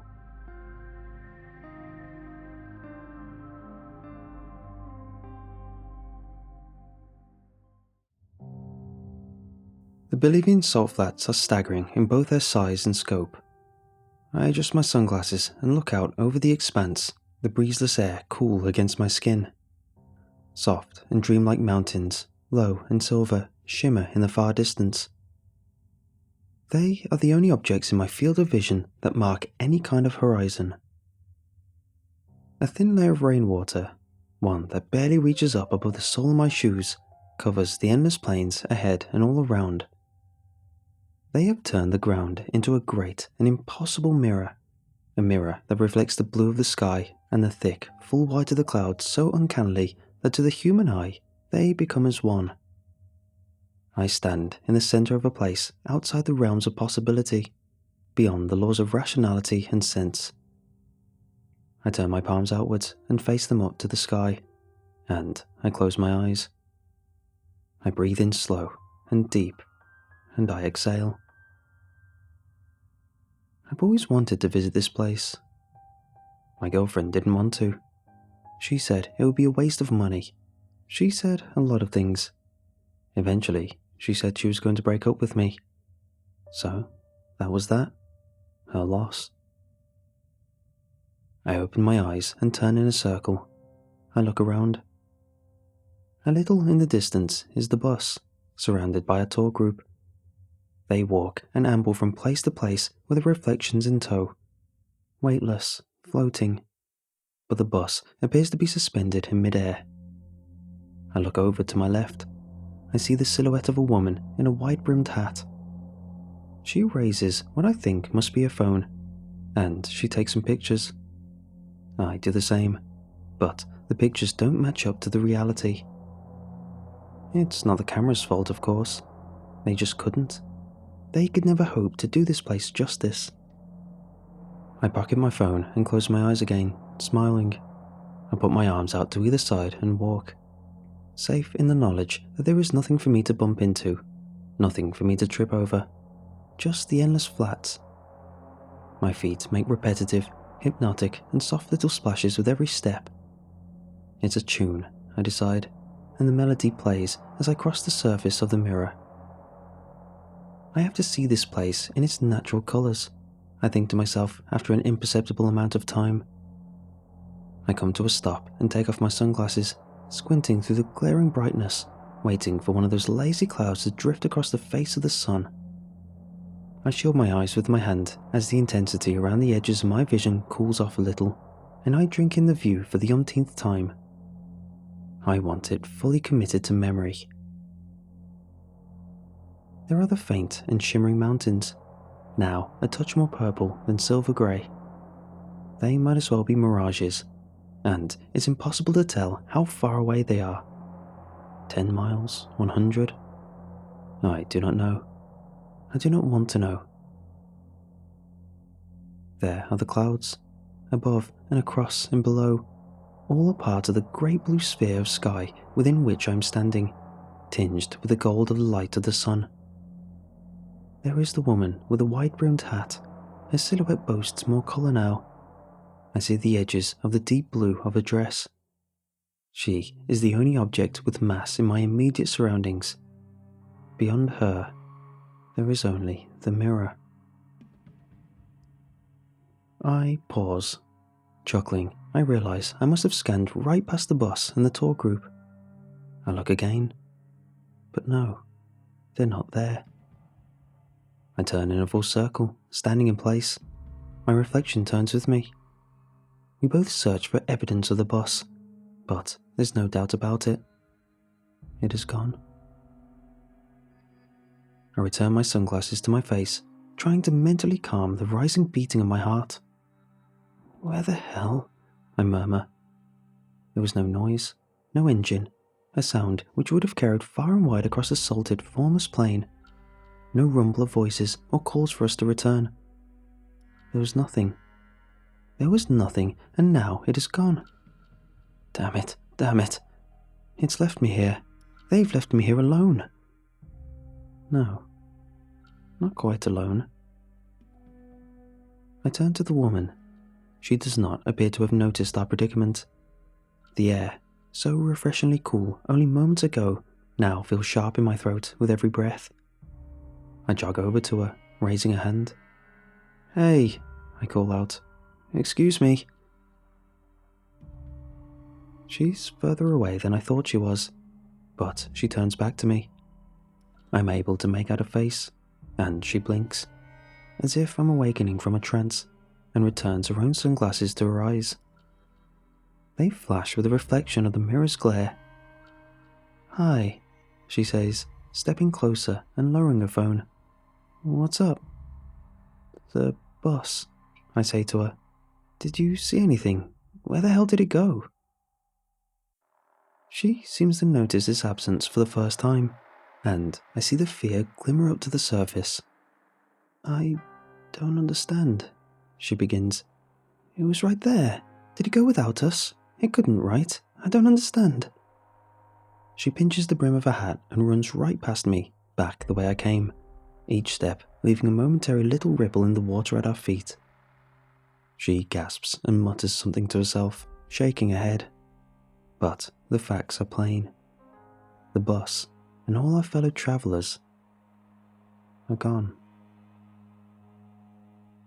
1 hour later, the fretting has stopped. Panic gave way to calm. We introduced ourselves. I gave her my name, Blake, and she gave me hers, Rebecca. We came to a conclusion, one based on the logic. If the bus was still here, we'd be able to see it. There's nothing out here to obscure our view. The fact that we cannot see it means one simple thing. As unlikely as it seems, the bus must have driven away without our hearing it. It's the only explanation. And so, the second they realize that 2 of their passengers are not on board, they'll drive right back. Or someone will drive back. They'll have to. They wouldn't just leave us. Or hell, another tour group will find us. Even if worst comes to the worst, we'll have to stay here overnight. Someone will come. We did try to follow the route that got us here on foot, but there are no trails in the water or the salt.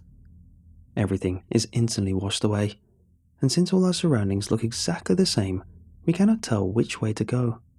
So, we are just waiting it out. My phone made it through to our tour guide's answering machine. I left a message. Rebecca's attempts were all met with a "line is busy" alert. There is nothing to sit on here. No slopes or rocks or ledges. Just flat, wet salt, the endless, shimmering mirror. So I lay my jacket down in the water, and we're sitting on it together now, side by side, watching the sky slowly shift through its shades of blue as the sun starts to drop from its midday peak. "So you're out here alone then, Rebecca?" I ask her, after a period of silence. Trying not to think about the vast emptiness, the lack of rescue vehicles. "Yeah," she replies quietly. "You?" "Yeah." Another pause. I continued. "My girlfriend dumped me. Thought I'd come out here as a kind of screw you." I considered this statement. No, that's not right. I did it for me, not for spite or anything else. I've always wanted to see this part of the world, and, well, life is unpredictable, isn't it? You have to do things while you have the chance. You might not get another. She nods thoughtfully. That's very true." Another pause. "So, why are you out here?" I ask her. She lifts her head and looks out over the ethereal plain. "I wanted to experience something otherworldly. I wanted to come to Bolivia specifically. There's so much to see here. The salt flats were the last place on my list, my bucket list. I wanted to come here before I died." "Oh," I reply, "so kind of like me then." She turns to me. She isn't wearing her sunglasses as her hat shields her eyes from the direct light, so I can see them sparkle as she gives me a sad smile. "Yeah," she says softly. "Kind of." We are quiet for a little while longer as the sun sinks lower and lower, lower and lower. And still, there is nothing. Nothing but the soundless, shimmering sphere. The water and the sky as one, and Rebecca and I in the middle. The world begins to drift from blue through silver to orange and purple. My mouth is death dry. Based on the sound of Rebecca's coughs, I assume hers is too. We had a plastic bottle of water between us at the beginning, about 1/3 full. Most of our supplies were left on the bus. The bottle's contents were quickly and foolishly finished, and the thirst has only grown since then. The fact that we are surrounded by vast quantities of entirely undrinkable water makes the sensation far more torturous than it should be. I clear my throat for the 13th or 14th time, the sound dry and harsh. How long is it that a person can survive without water? 3 days, right? I try to imagine suffering the sensation I feel now for another 2.5 days, getting gradually worse and worse to the point of, well, death. How does a person die of thirst anyway? What must it feel like at the end? I swallow. My lips stick together as I do so. Someone will come. Someone will come back for us. The hours crawl by. Sand through the hourglass. We walk around some more, but there is nowhere to go really, and we daren't drift too far from our original location. We talk some more about our lives, but I get the feeling she's holding something back, something she doesn't want to tell me, which is fair enough, I guess. I've only known her for how long now exactly? It must be going on 9 or 10 hours, and those hours are stretched in a place like this. We keep trying to call for help as the charges on our phones keeps dropping and dropping. Our first few calls are only to the tour guide operator, but then they start going out to the emergency services, to friends, to family, to anyone. But nothing seems to work. It's infuriating. I blink away a momentary bout of dizziness as the words and numbers on the screen fade in and out of my focus. I put it back into my pocket. The sun is setting now. We sit in the center of a ball of silent fire. Oranges and reds and crimsons are thrown up all around, and the clouds are cast in slow flame. "What if we fall asleep?" she asks quietly, "and they don't see us in the dark?" "They'll see us," I reply. "How could they not? We're the only objects with any mass for miles and miles." She murmurs in cautious agreement, and then she lifts her head. Eyes wide, staring out into the distance. She sits up straight and leans forwards. Those eyes are drawn to a squint, and I follow her gaze. Upon seeing it, I stumble to stand, my head swimming. There's someone there. Another person out there across the plains, a small silhouette against the red sun. "Hey," I call out, then clear my throat and try again. "Hey." Rebecca does the same, and we start making our way over towards them across the water. My first thought is that it's a part of a rescue party, but there's no one else, just this lonely figure. No vehicles or cars or helicopters. So I come to the conclusion that they must have been left behind as well, forgotten by the bus. Then how come we didn't see them sooner? We draw closer and closer. The figure does not move, and I have to suppress an uncertain shiver when I realize they're staring right back at us. They've been staring at us the whole time. No words pass between Rebecca and I, but we come to a gradual stop about 10 or 12 feet away. I want to call out to him, but I have a creeping and unnerving sensation that, by doing so, I'll be breaking some kind of spell. The man is tall. His eyes and hair and beard are dark, but his skin is a ghostly white. At least it would be, were it not bathed in the blood red of the sunset sky. He's adorned in what I can only describe as a robe, black and long, with a mantle of scarlet. His hands are clasped behind his back. I clear my throat and make to speak, but Rebecca beats me to it. "Hello?" she begins. "Are you okay?" The man's eyes flicker from me to her, but he says nothing. He runs his tongue along his upper teeth, then takes a sudden step forwards.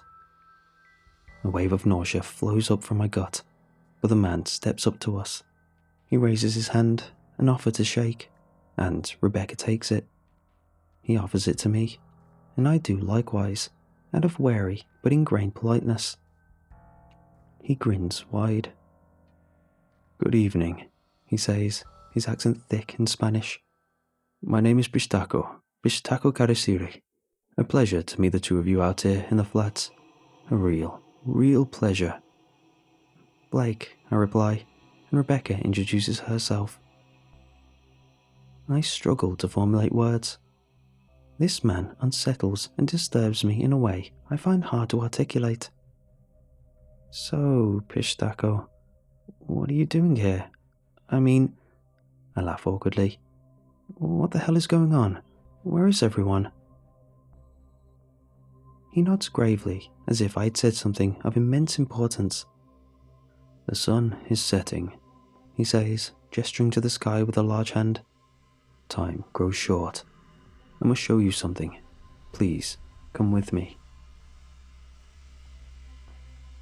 I exchange a look with Rebecca. She rolls her tongue around her mouth. "Are you with the tour group?" The man does not respond. "I don't think you are you?" she asks quietly, as a shiver of fear passes between us. "No," Karasiri replies, and again he takes her hand in his. She lets him. "But I do have something to show you, if you would follow me, just for a little." I waver where I stand. I am overcome with a sensation that I am standing on the edge of a great black cliff. But just as soon as the feeling hits me, it has passed. Kadasiri's eyes flicker back to mine. They are so dark and deep. They glitter with sparkles of red reflected in the water at our feet. You have to do things while you have the chance, Rebecca murmurs, my own words, repeated back to me. You might not get another. I draw some air in through my teeth. Rebecca, I begin, I don't know about this. I try to lower the intensity of the situation, to put a hold on the shimmering tension. Guys, let's just stay here, alright? Let's wait for the bus. Someone will come for us. They'll come back. Caddicer returns without another word and strides dead east, directly towards the sun, melting into a shimmering red puddle and bleeding out into the water above the invisible horizon. Something has changed Rebecca's attitude, clearly, as she makes the decision to follow him across the plain. Rebecca, I call after her. Rebecca! But she does not stop. She turns around though. She casts me a fleeting glance, and with gritted teeth, I too follow on. The dark figure and the woman in the brimmed hat, three lonely shadows amidst the world of reflections and mirrors and water and sky. This is insane, but I don't know what else to do. We walk for surely no more than 10 or 15 minutes, but the distance we cover feels disproportionately large, paradoxically so, as our surroundings remain identical. Were I to compare my view now with my view from the moment I'd stepped off the bus, the two would appear identical. Identical, but for the changing colours of the sky and salt. Mr. Cardasseri comes to a stop and turns back to us, his robe swishing around in an arc about his legs. Before you lies the miracle of the flats, he says. There is no grandeur or theatrics in his voice, just simple statement. There is, as before, a distance between him and Rebecca and I of about 10 feet. Look down at the gate before you, he says, and we do so.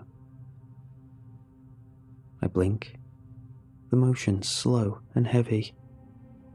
I look down at my feet, and there, in the water between us, I see that the reflection is different.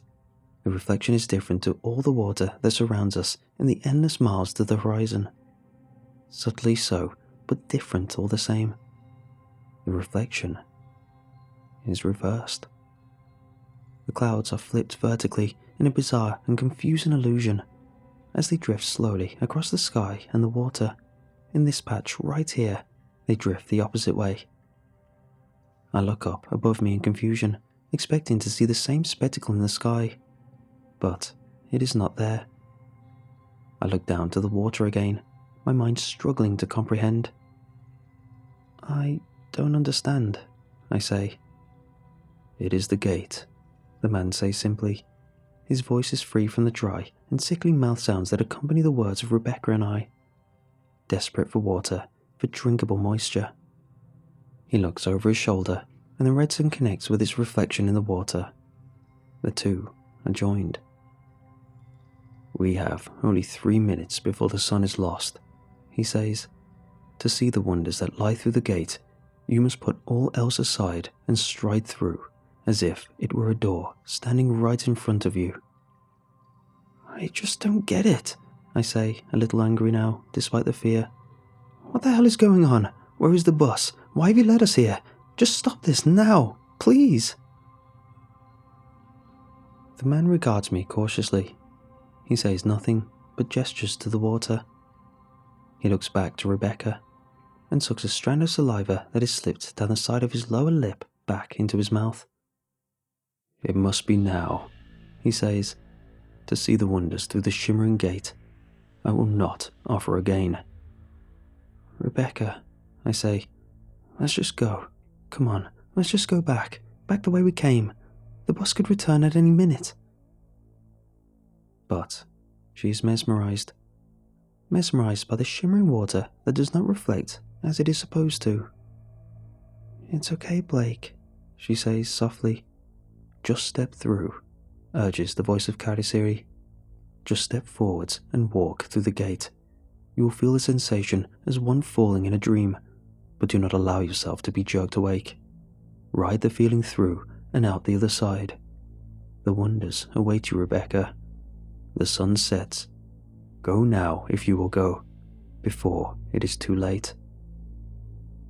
And to my horror, she does. Without another word, she closes her eyes and steps forwards, exhaling as she does so. I wait for her foot to splash down in the water to connect with the salt beneath, but it does not. There is no salt beneath. Down she goes in a great arc. Her other foot rises in turn, and she does not brace herself as she falls. Her hair blows out behind her, and her hat, caught at an angle, splashes into the water behind her. It is left behind. But Rebecca disappears. She falls right through the impossible water beneath us, and she vanishes. She meets her reflection, and the water shimmers and flickers. There are lights, I realize, lights beyond the water, catching on the edges of shapes and spires, but the vision is a droplet. The ripples evaporate it from view. I look from the water to the man, back to the water, and then back to he. What the hell have you done? I manage. Where did she go? His eyes are wide now, his grin fierce. He stares down at the impossible reflection between us, at the gate. Where did she go? The sun sets, Blake, says the man, his face shrouded in shadow, his body tipped and lined in red at the edges. But despite this shadow, I watch as the lines and appearance of his face transforms. His lips peel back, and the shadowed bone teeth of a wild dog stretches out from his gums. They snap and foam, and his tongue, longer now than it was before, runs hungrily across them. Will you go, Blake? Make your choice. I stagger back in alarm. No, I won't. So be it, Kaudisiri replies, and down he goes. In that sweeping arc, he falls suddenly forwards and makes no effort to brace himself against the splash. The splash, which does not come. He meets his reflection, the two become one, and he vanishes through the gate. Again, I see those glimmers and flickers of light beyond, and once again, they are lost. And I am truly alone now. My head spins and the sun disappears. I panic. I put my hands to my head. Rebecca? I shout. Rebecca! But there is no response. In the heated moment of desperation, I try to follow. I try to see what lies beyond. Rebecca was caught in his spell, I realize. I can save her. I jump on the gate. I try to push my hands through, my face. But each time, I hit only water and salt. There is no way through. Not for me. Even as the world darkens from red to purple, I try to emulate what they did. I tip myself forwards. I fall and try my best not to brace. But each time, I simply strike the salt with a painful splash and a cry of frustration. Night falls and my madness grows. It transforms from a will to save Rebecca to a desperate, gnawing craving to see what lies on the other side. To see, to know. But, try as I might, no matter what it is that I do, I cannot get through. I just can't. I awaken, shivering and soaked, huddled up into a ball, roused by the sounds of voices. My sunglasses have fallen from my person, and so I squint through the light of the burning morning sun. The voices are in Spanish. Kaudisiri, I shout suddenly, thinking for a moment that the dark man has returned. Where is Rebecca? Where did you take her? Show me, Kaudisiri.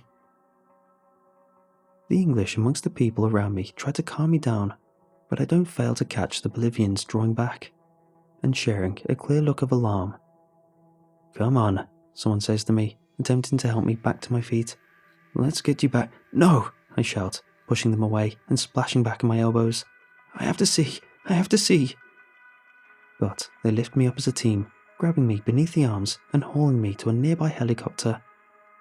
I hadn't even heard it land. Wait, I shout, twisting my head. turning to get a look behind me at the gate. But the gate, if there ever truly was one, has vanished. There is only a blood-drenched, white-brimmed hat caught in a thick puddle of red that stains the salt flat's perfect, sparkling water. I don't care what the authorities told me.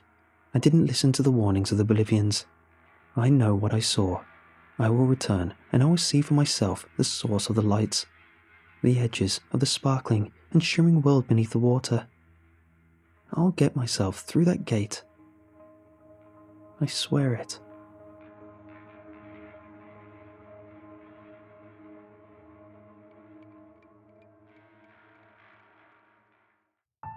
This story has been expanded into a full novel. If you enjoy this video and wish to experience the full story, I highly recommend picking up this book. The author has done a fantastic job, and I'd love it if you check it out in the description below.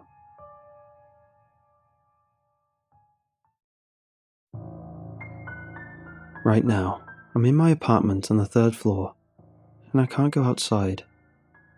I'm lucky that I've just bought my groceries yesterday. I don't know who could have done that, but at this time, I know a few other things. I know that it was someone from the tenants, since the seams in the door indicate that they were welded shut from the inside. I know that one of my neighbour's friends from the next entrance confirmed that their door was welded shut as well, which tells me that they are still in here with us. I know that we don't know who it is. Nobody has taken blame so far.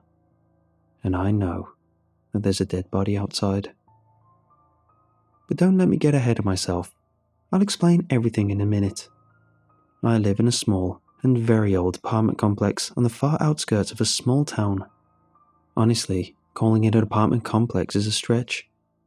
It's only 5 stories high, no elevator, and it was built out of concrete panels all the way back in the 60s. It has no attic, so people living on the last floor have to constantly worry about rain ruining their ceiling, extremely sound conductive for their thickness walls, so you never feel home alone, and a basement which connects to a sewer system which smells horrible in spring. In Russia, these kinds of buildings are called Khrushchevka, named after Khrushchev, obviously. I get the appeal of a low-cost, easy-to-construct building, but I think there's not a single soul in the entire country who'd miss them. In 50 years, they should have demolished them and replaced them with something better, something newer. At this point, the buildings are a health hazard. Usually, only the old people live there, since it was the house they received long ago and never moved out. Young people like me rarely moved into Khrushchevkas, which is why my neighbours were mostly old people. And let me tell you, old people in Russia are really mean. But I can't complain. I got this apartment from my late grandma, so at a young age, I at least have my own place. Plus, the view from the balcony on the 3rd floor is great. It overlooks the forest, which technically is the border of our town, so no ugly buildings in sight. Just a boundless nature, which, as I was told, stretches for thousands of kilometers in that direction. An entire ocean of dark wood that curves beyond the horizon. In a way, I live on a beach. Pretty sweet if you don't account for the things that sometimes wash ashore. At first, I was kind of bewildered. I went down the stairs to the 1st floor, yawning and stretching and hoping for a weekend to come faster, and I saw a crowd of people, all in their coats, with their bags in their hands. The air was hot and damp from their collective breathing, and the air was quaking from their shouting. I couldn't make out what they were saying, because they were all talking at the same time, but I could get the general mood. Some of them were confused, but mostly they were outraged. I didn't understand what was going on at first. It was 8 in the morning when everyone was either hurrying to their jobs or God knows where pensioners go so early. But then I made it to the front of the crowd, and my eyebrows shot up. In front of me, a couple of men in their 40s were trying their hardest to push the door open. Only, they couldn't. The entire frame of the iron door was welded shut. I could see the metallic seam running along the frame. "Push harder, I have a doctor's appointment in an hour," one of the old women shouted at them. "It's no use," One of the men stood back and wiped the sweat from his forehead. The steam has already cooled down. Nothing short of a circular saw will open this door now. Are we locked in here?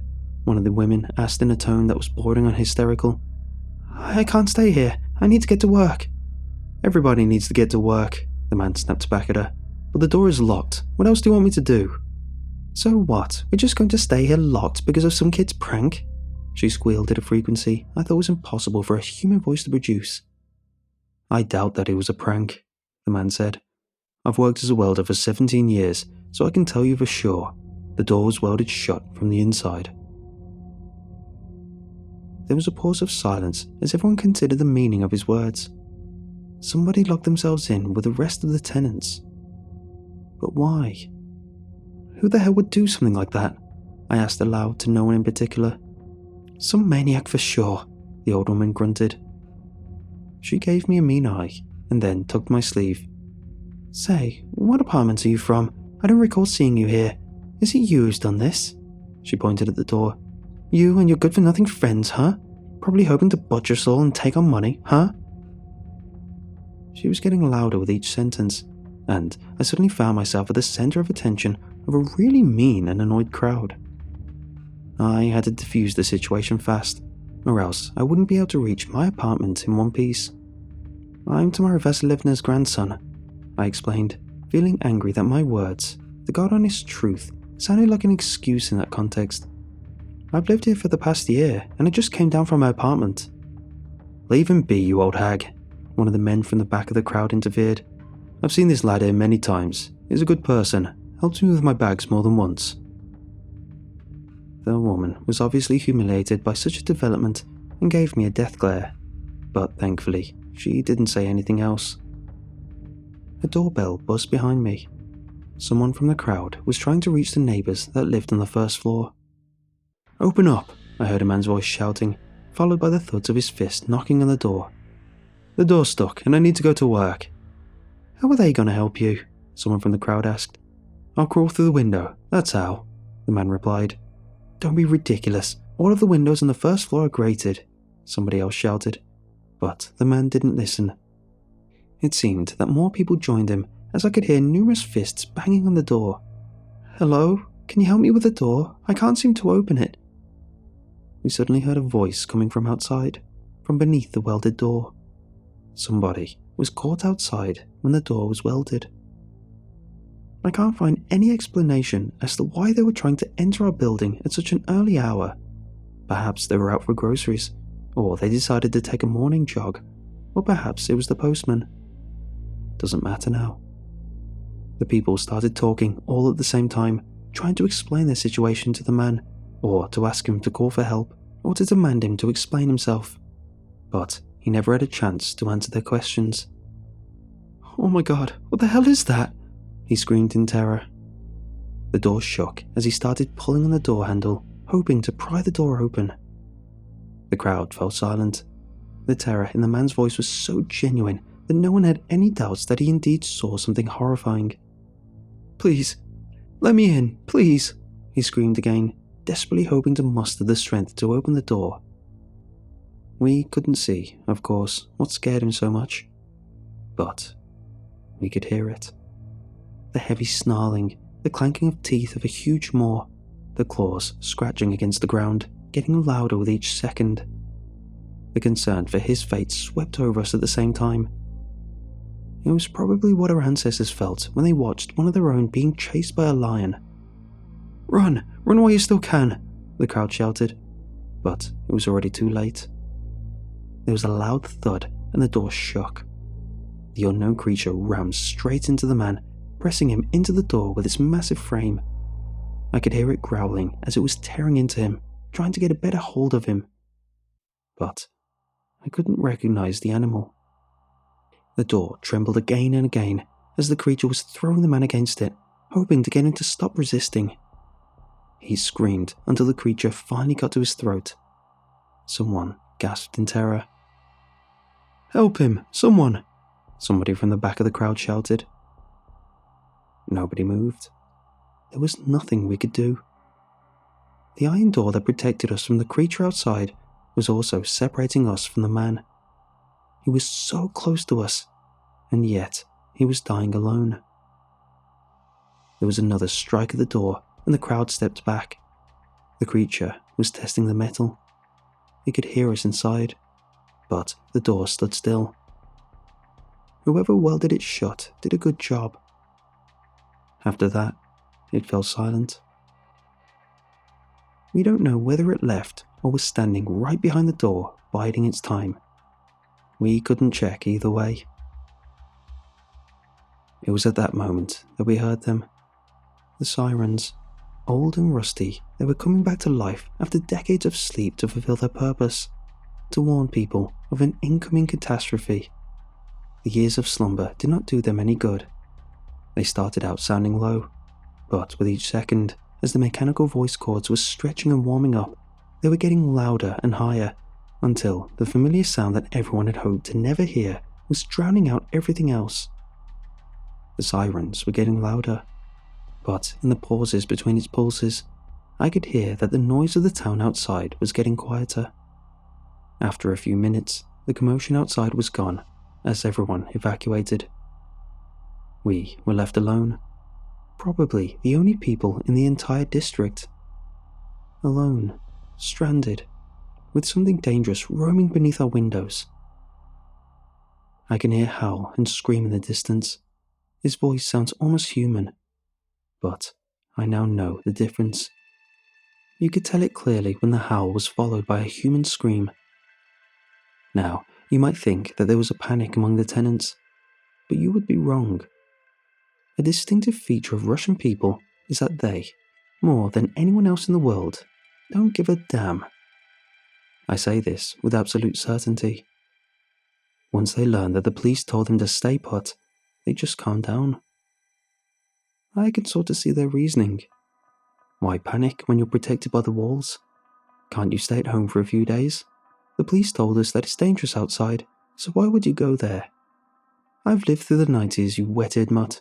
You think this is going to scare me? So, while everyone was displeased, they all decided to stay put.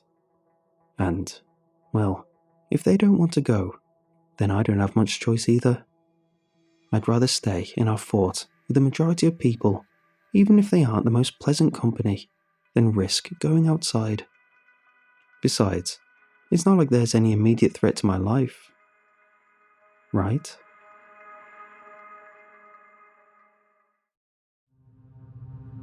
I'm still here, still alive, so that's good. Still locked in, and I'm starting to doubt whether I'm as protected as I've thought I am. Today was the day when we were planning to try to leave this place, but with everything that happened, I don't think we'll be leaving anytime soon. The water and electricity are still working, which is surprising. It might be that not the whole town has been evacuated, or that there's some skeleton crew left to take care of the necessities.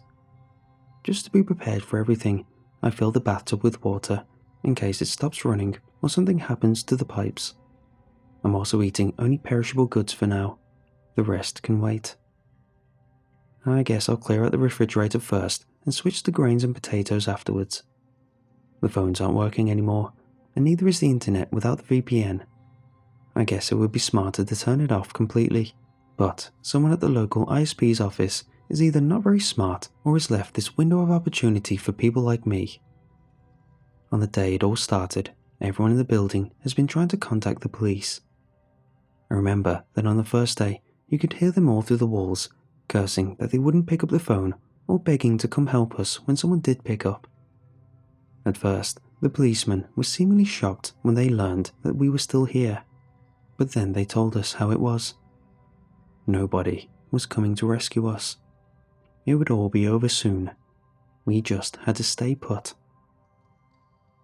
When people started calling their relatives, the phones were suddenly switched off and had stayed silent since then. So I guess the higher-ups don't want us to spread panic. Perhaps the rest of the country is not even aware of what's going on here. I'm not surprised.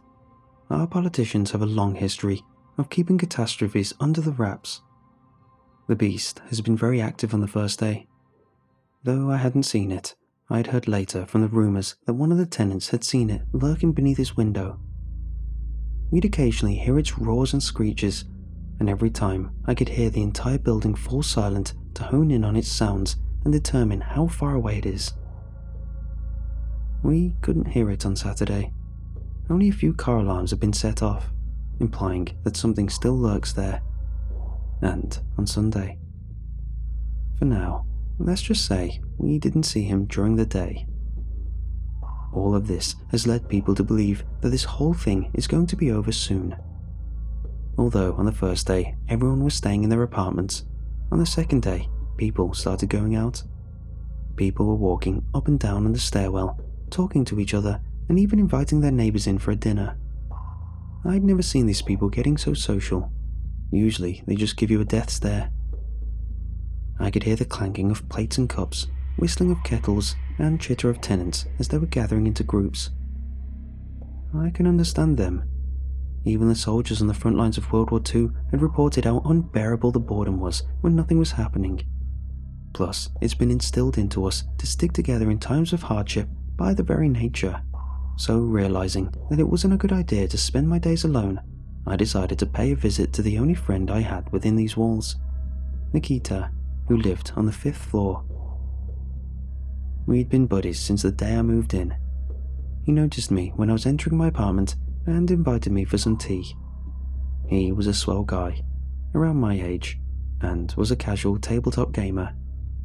We'd spent many evenings playing Monopoly and Jackal in the past with him and his girlfriend. It was her who opened the door, and I instantly recognized from the look on her face, something was very wrong. Nikita was staying at his friend's home the night before it all started, Natasha explained. He was supposed to come home in the morning. We took a day off for Friday and were supposed to go out of town, but he didn't make it in time. She didn't cry, though looking at her eyes, I realized that she had for many hours. I could tell that she could use my support, so I invited myself in. Over a cup of tea, she shared with me that she was feeling scared for him. She was afraid that he was close to the building when the sirens started wailing, and that she had nightmares where black hands were dragging him into darkness. She shared with me that she had heard that someone couldn't get in on Friday morning and that she was afraid that it was him. So I reassured her that it wasn't the case. As I was there, I heard the victim's voice, and I would be able to tell if it was Nikita. That brought her some relief, but she was still stressed. I can't sleep very well since then, she told me. I wake up in the night, hearing footsteps above. I keep hoping that it's him, but I know that it's not the case. On my way back from Natasha, I met the man who had claimed that he was a professional welder. He was carrying a box of tea to his neighbors. Curiosity got the better of me, so I struck up conversation with him, hoping to learn if something about those welds could tell him something about the welder. It's all over the place, he informed me. The welds are mostly fine, so I can tell that whoever did it knew what he was doing. But they are really messed up in other spots, especially at the corners, and there was a lot of slug left. Whoever did that was probably in a hurry and drunk. His hands seemed to be trembling. I can't stop thinking about it. The perpetrator is somewhere in this building. I know it. There are 4 separate flights of stairs, 5 floors, 4 apartments. 4 apartments of each floor grouped around a stairwell. So 8 apartments total. If I go by elimination, I'd be able to eventually find him. It's not like I have anything better to do at the moment. I've spent a good hour examining the door, trying to spot some clues. All I found is a cigarette butt that may not even belong to him. A Russian brand, Soyozapola. Really nasty stuff. Makes you cough your lungs out. I might take a look at the paint cans mounted on each flight of stairs. The improvised ashtrays. Maybe I'll find something this way. Some people don't have the luxury to just kick back and pursue some personal quests like I do. They genuinely need to get out. An old man in his early 60s knocked on my door. He was looking for insulin. He had been planning to get it from the nearby drugstore on the morning we were all locked in.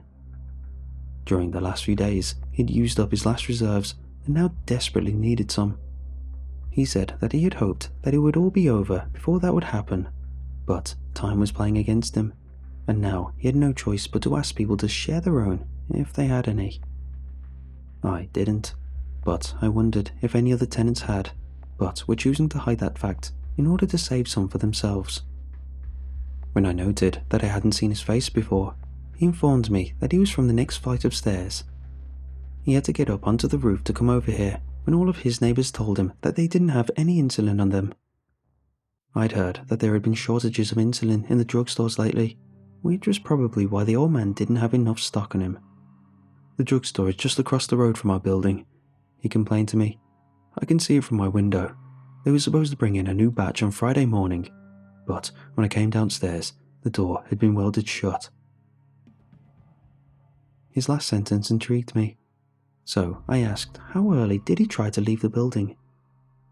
It was 6 a.m, son, he informed me. The pharmacist told me that the truck with the insulin was going to arrive at 9 a.m, but I thought I might get in line early to make sure I get enough.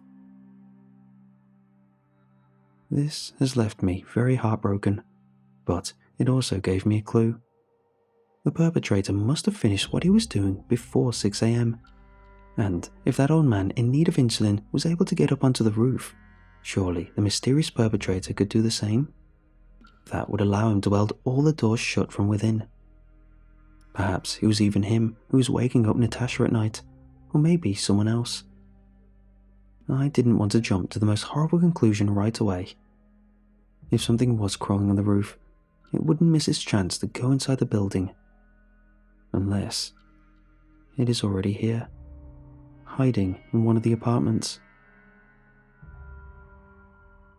There were talks that we could make a break for it, make a rope out of bed sheets, hang it from the window, and then get down from the second floor's window, one by one, and then head to the other side of town. We were acting like a group. Today was the day we were going to set this plan in motion, but it didn't come to be. Last night, I awoke from a sudden sound. When I opened my eyes, it was already over, but I knew what I'd heard. The scream, the howl, similar to the one that beast produced, only somewhat different.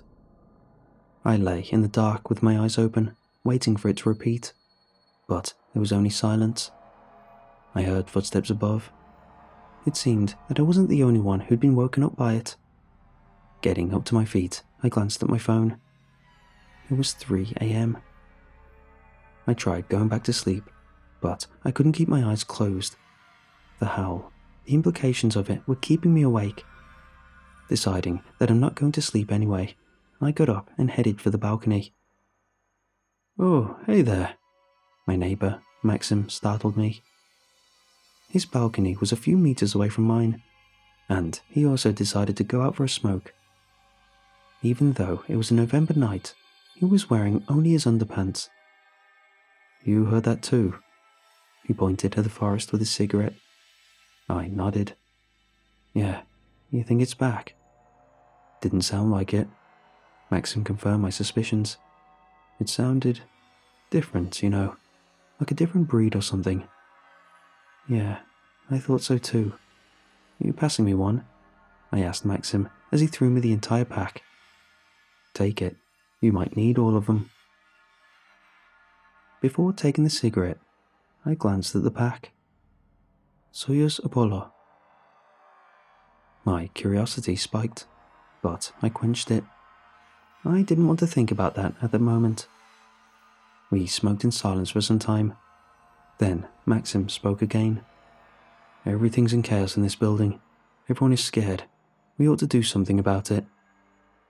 "Like what?" I wondered. "I don't know yet."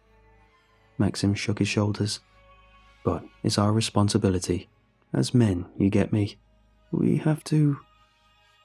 He fell silent as a branch broke somewhere below. Something was moving down there. I only looked in time to see something big entering the forest, and my blood ran cold. It was standing there throughout all of our conversations, and neither me nor Maxim noticed it. We were merrily chatting as the beast below was biding its time, listening to our voices. "Holy, have you seen it?" Maxim loudly whispered. I didn't, I stuttered, still shocked that the creature we'd been hiding from for the last few days, the one that had crushed a man's windpipe with its jaws, was mere meters away from me. Hold on, I'll light it up. I searched my pockets for a phone, pulled it out, turned on the flashlight and pointed it at the forest. At the very next moment, I shuddered and dropped it, catching it at the very last moment. I was not ready to see something like that. The phone's flashlight was not particularly powerful, so the cone of light quickly dissipated.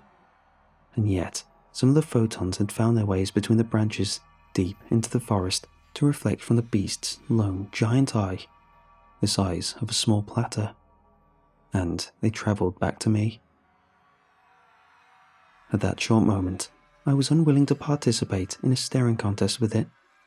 Something told me that I was the first man to do so and walk away to tell about it. So now we know that it never left.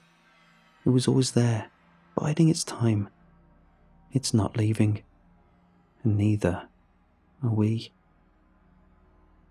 People are back to their apartments, and the stairwell is mostly empty. On my way to Natasha, some old woman opened the door to give me a death stare. "Why the hell are you stalking around here? Everybody's tense as it is. They don't need you creeping around here making noise." Today, Maxim knocked on my door. He told me that all able men were organizing into a militia and offered me to join him. I decided it's best to agree. If all able men were grouping up, I'd be wise to stick with them, even if it could mean that I'd be the building's first line of defense. Plus, I'd be able to keep my eyes on Maxim.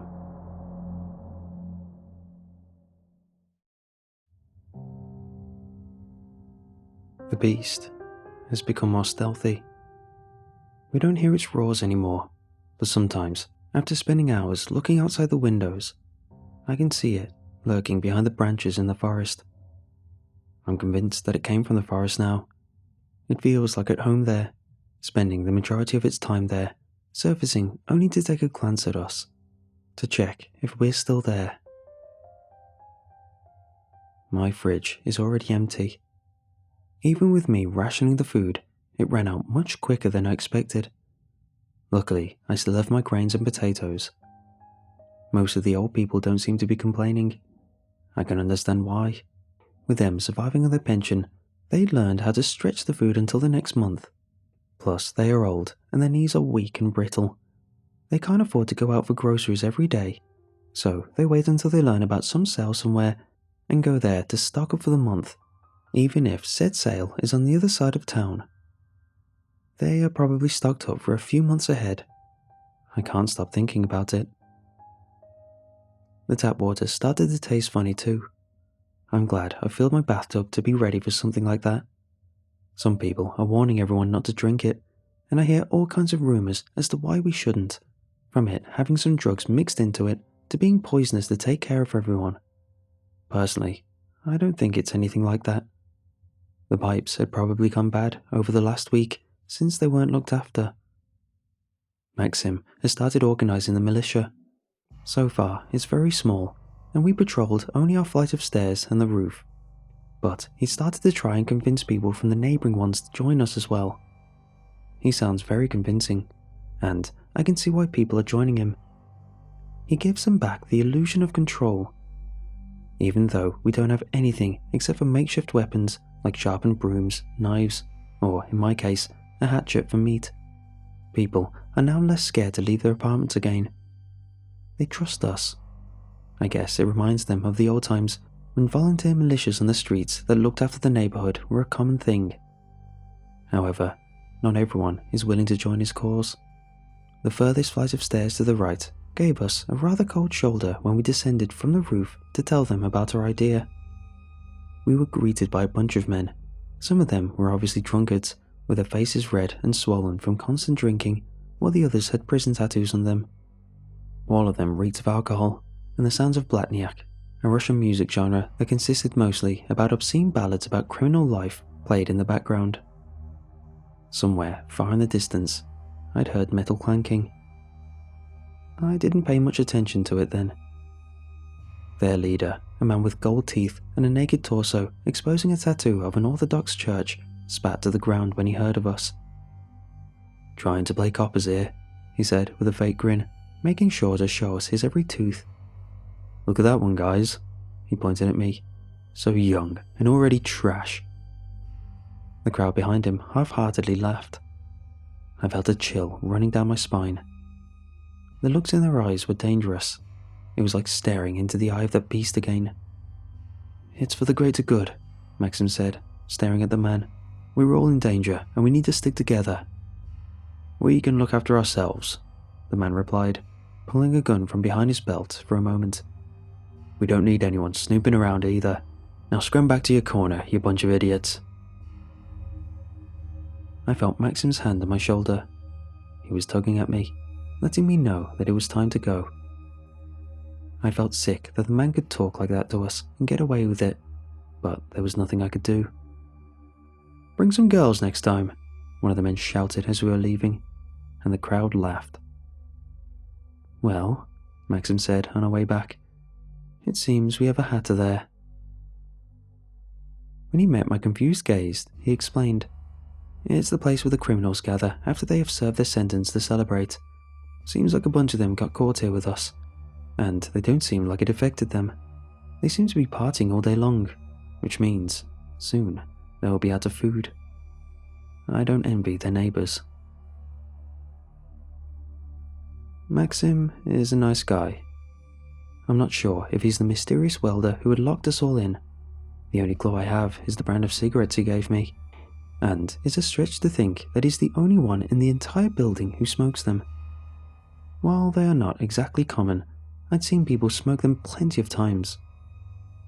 I've tried talking to him about what he thinks about the identity of the welder. Who could he be, and why did he do that? And while he was talking, I was looking to his face to spot something. If he were to get nervous, then it would be a dead giveaway. But his face remained straight the entire time, and he even got some joy out of speculating about who could it be and what were their motives. Either he was a very good liar, or it wasn't him. After that, Maxim had me check the basement to see whether we could escape through the sewers, or if something could find its way in through them. Truth be told, I was scared to go down there. The concrete walls, covered in moss and cobwebs, stretching from wall to wall, weren't exactly reassuring. But what really scared me were the tiny windows along the walls. They were too small to crawl through. I would barely be able to fit my head in if I tried. But I was still afraid that something could find its way in. The basement ran under all of the building, with all flights having a door leading down there, so it was hard to find the hatch that led down to the sewers. When I finally found it in the far corner of the basement, I experienced a mix of emotions. It was also welded shut, which meant that nothing could get in through it, but also that nothing could get out. Over the next few days, we started hearing gunshots in the distance. It sounded like a machine gun, and I doubted anyone in our town has one. Maybe the police have a few AK-47s. Sometimes it almost sounded like there was a war going on in the distance. It filled me with hope that we were going to be rescued soon. But I can't help but wonder, what are they shooting at for so long? I doubted that the beast outside could soak in so much ammunition. Aside from that, not much happened during that time. One day followed another, and I spent the majority of my time with Natasha. We could both use some distraction from the world around us. I was at her apartment yesterday, playing Monopoly with her, when we heard confused shouts coming from outside. Looking out the window that was overlooking our town, I felt my heart skip a beat. Someone was running away from the house. I squinted my eyes, and my heart sank even more. I recognized who it was. It was the old man who'd been looking for insulin. I opened the window and looked down, already knowing what I was looking for. Sure enough, it was there. A rope made out of bed sheets hanging from one of the windows on the second floor. In desperation, the man must have decided to make a break for it and rush towards the drugstore to get the insulin he needed to survive. It was either that or a slow and painful death. He disappeared behind the crone of trees, and a few seconds later, I heard the glass break. He must have shattered the window of the drugstore to get inside. The sound echoed across the empty streets, and Natasha shuddered in fear. I knew what she was going through. If that creature that stalked the house for the past week heard him, it would no doubt come over, seeking its next prey.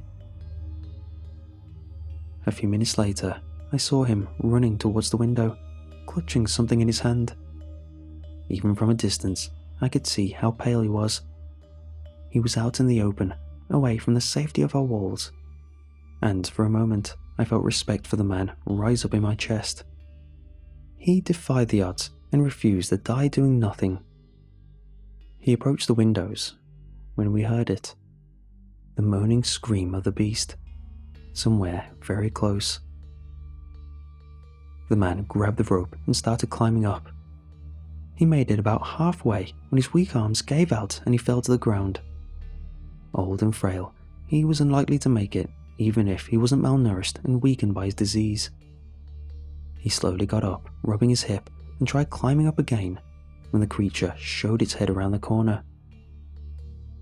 I could finally see it with my own eyes, and it was beyond my wildest expectations. It was clear that whatever it was not from this world. Its front legs were thick and burly, ending with paws with long fingers that looked disturbingly similar to human fingers. The hind legs were much shorter, and, once again parodying human nature, looked very similar to human legs. All of his body was covered in black, long, thick fur, except for its head, which was bald, exposing its grey skin. And at the centre of its almost human-looking head, a single eye wildly rotated, seeking out its target. It stopped on the old man, and the beast let out a low growl. The man was not giving up trying to crawl up, but with his busted hip, he could barely crawl 1 meter above the ground, and his arms alone could not pull him up. The beast must have noticed that, because it didn't rush at him. Instead, it took its time approaching him, as if taunting the man's efforts to escape it. When he was just 5 meters away, the man jumped back to the ground and tried to escape, but the creature covered the distance separating them in one quick leap. It raised its paw above him, clenching his fingers into a fist, and I looked away. But I still heard the wet splatter when its fist descended into the man's head like a hammer, killing him instantly. At least he didn't suffer like the one before him. When I carefully looked out again, the creature and the man were both gone. The only proof they'd been there was a long bloody red trail leading around the corner, towards the forest. I thought that the day was eventful enough, but last night, something else happened. I woke up from the sound that had haunted me for so long that I wanted to know so much about it. The sound of someone welding something. I jumped out of bed and listened. I was not sure where the sound was coming from, but when I looked out the window, I noticed a light coming from the roof above, somewhere from the direction where the criminals resided. I rushed out of my apartment just in time to see Maxim leave his own. He was wearing nothing but boxers, and I could see in his eyes that he was in a rush. Just like me, he wanted to learn the identity of a mysterious welder. When we got onto the roof, the welder was already gone, but not before finishing what he had been doing. The door leading down to the criminals was now reinforced with a makeshift cage gate made out of stairs railings. At that moment, I realized that the sound I'd heard before, the clanking of metal, was probably the welder working on the railings to give them the necessary shape. The mysterious welder that I'd been chasing for the past week was one step ahead of me. I now knew where he lived, and I couldn't get there. And even if I did find my way in, I'd have to deal with the criminals first. They'd let me know before that I was not welcome there. The burning question, however, was not who he was. What bugged me the most was, Why did he do it? What made him install the gate on the door leading to the roof? Perhaps there was something that we didn't know about. I thought that would be it as far as bad news went. But this morning, we found one of the tenants dead on the stairwell. There were no wounds on his body, but he was foaming at his mouth, and his skin had the nastiest shade of purple. I recognized his face. It was the man who on the first day had said that he had worked as a welder in the past. His grieving wife told us that he had no history of heart diseases, which led us to a single conclusion. He was poisoned. It seems that the tap water indeed contains poison in it. Since then, we don't drink tap water anymore. I'm also convinced that they left us electricity to lure all of the creatures to us. They want our problem, namely the problem of having too many witnesses to take care of itself. Spread the message, people. We're here. We're still alive.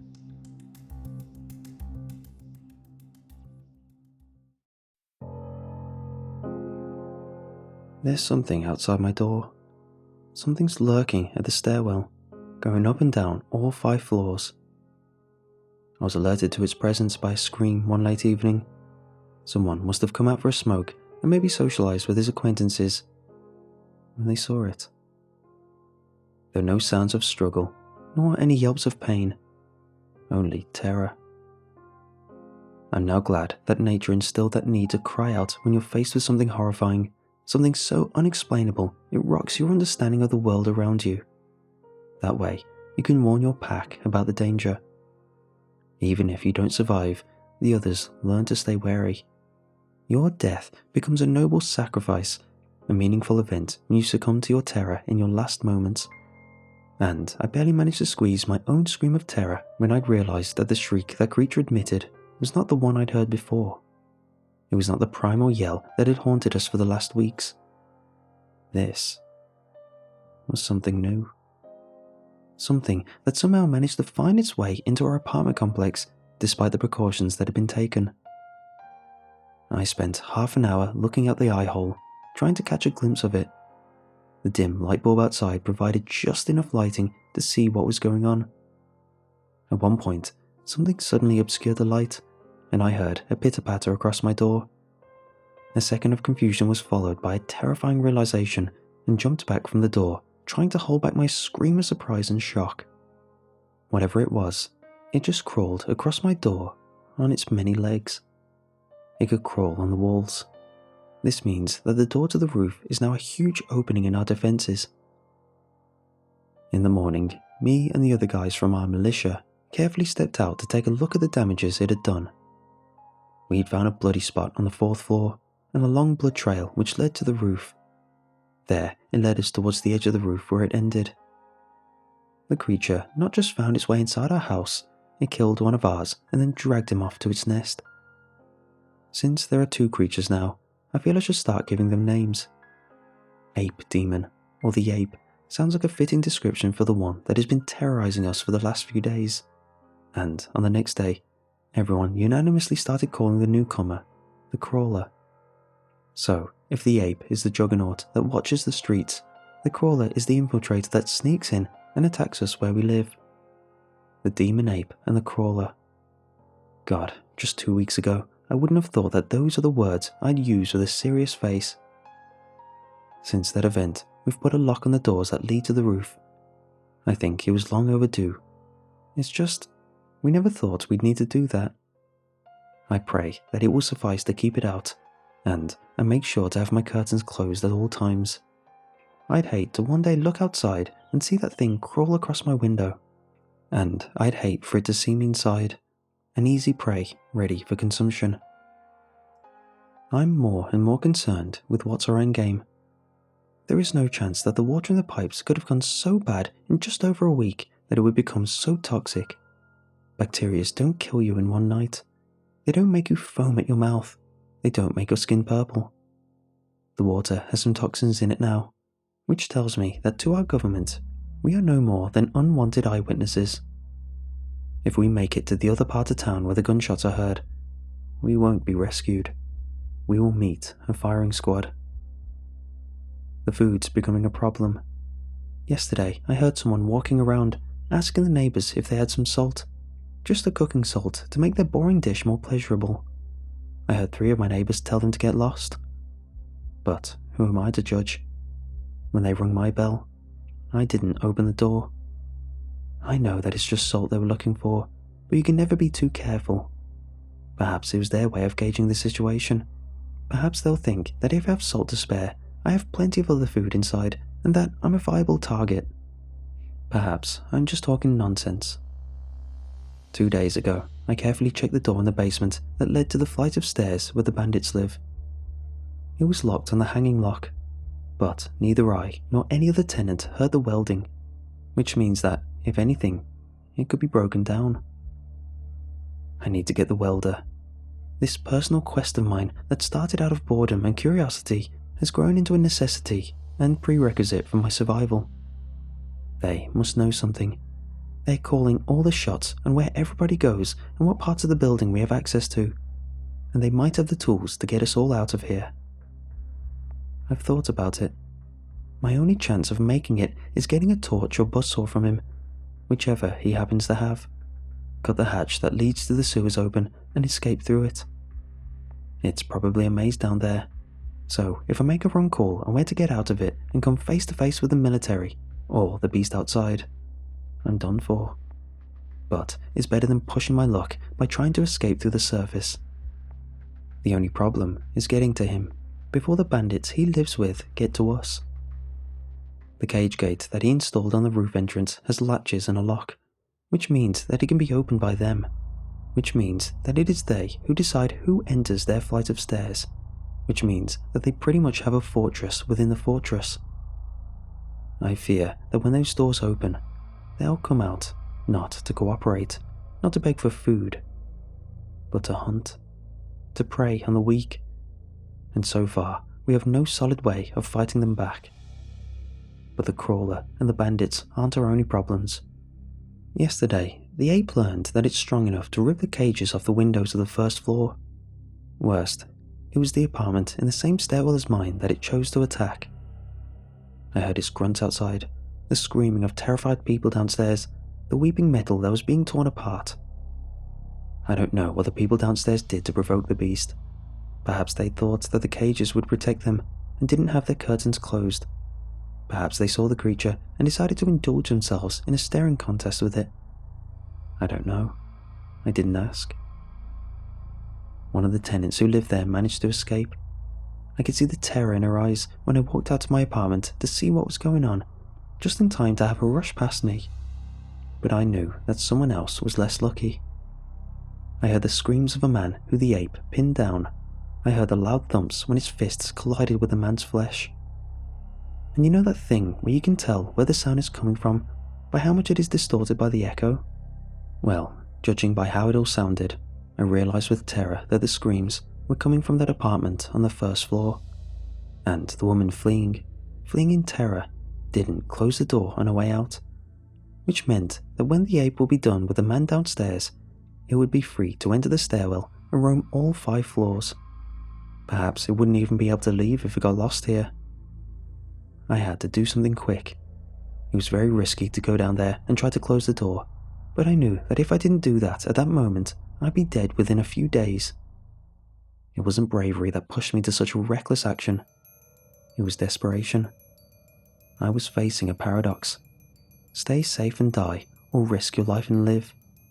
And my body was telling me it wanted to live some more. I carefully made my way down to the first floor and took a peek at the door. Just as I suspected, it was wide open. I could hear the ape munching on its already silent prey, but I could also see the key in its keyhole.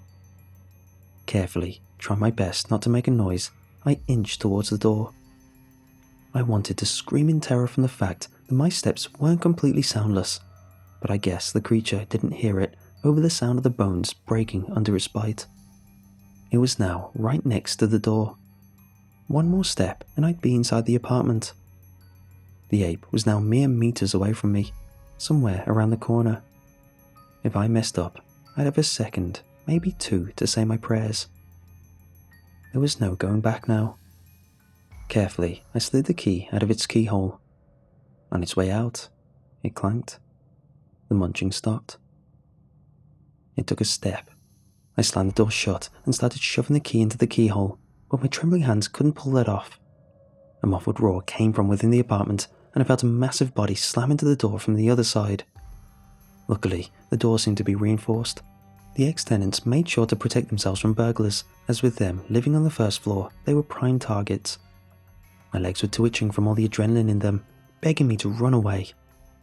I knew that if the creature somehow turned the door handle, even by accident, it would break out that instant, leaving me no chance to survive.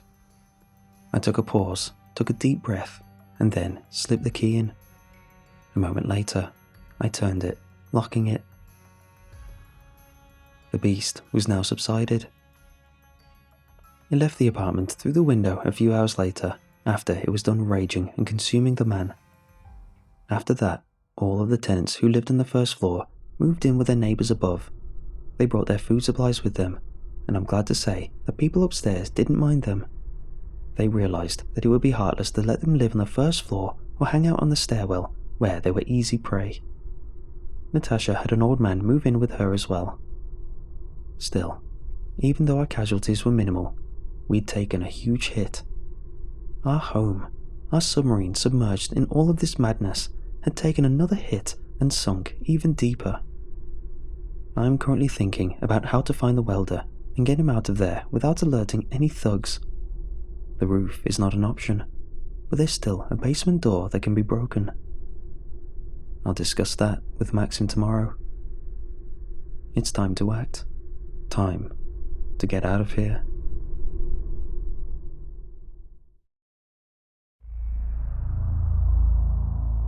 It's really weird how everything is both extremely tense and dull here.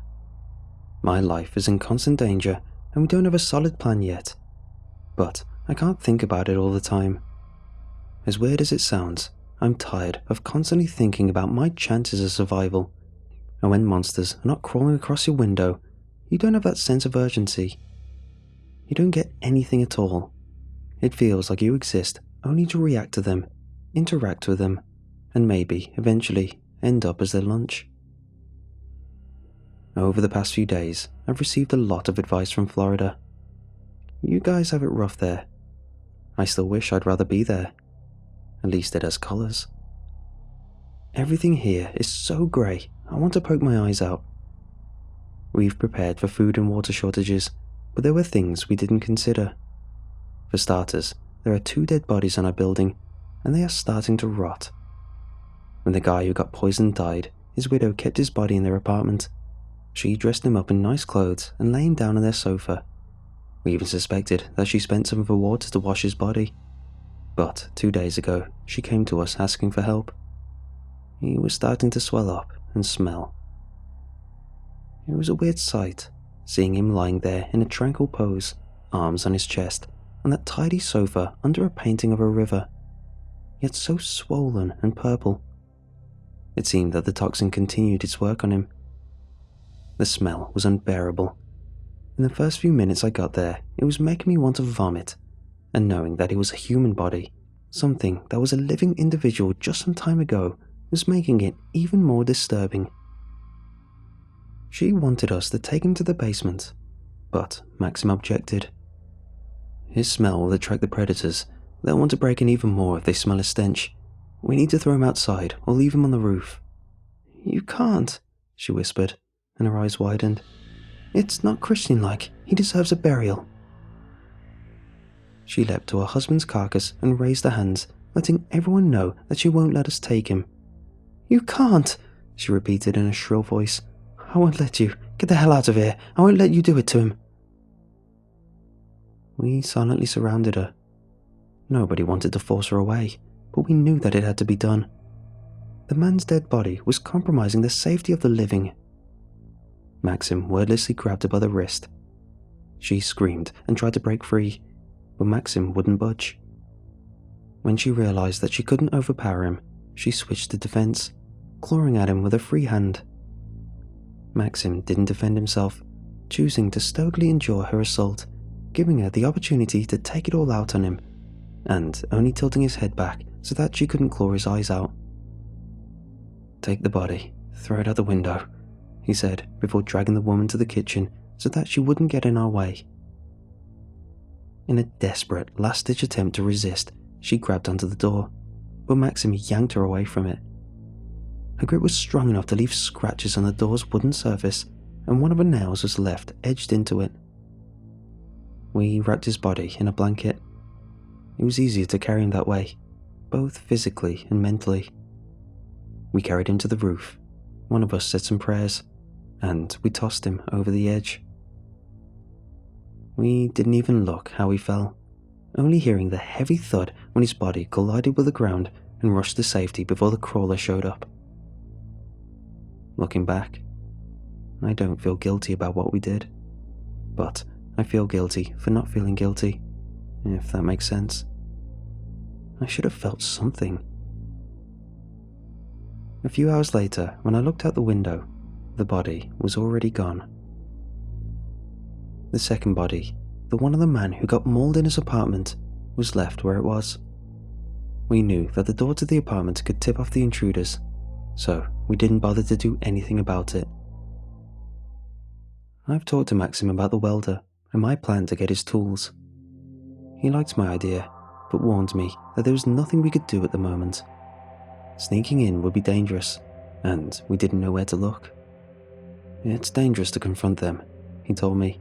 "They are armed and they can overreact to us entering their territory. Maybe we should just let them know about our plan. That way they will cooperate." I reluctantly agreed with him. Back then, we didn't know that the time for negotiation was already up, that those scumbags had already made up their mind. Because when yesterday I walked up to the 5th floor to kill some time with Natasha, I found, to my horror, that the door to her apartment was wide open, and there were signs of struggle taking place in a hallway. I suspected the worst, but I also didn't abandon hope. I rushed through all of the rooms, but she was nowhere to be found. Only the old man from the 1st floor that she'd taken in was lying on the floor of the guest room. A small pool of blood formed under his left side. He was still alive when I turned him over. He didn't answer my questions as to where Natasha was, instead just whispering, "I'm sorry, young man. It is all our fault. The sins of the fathers." I didn't have time to heed his cryptic words.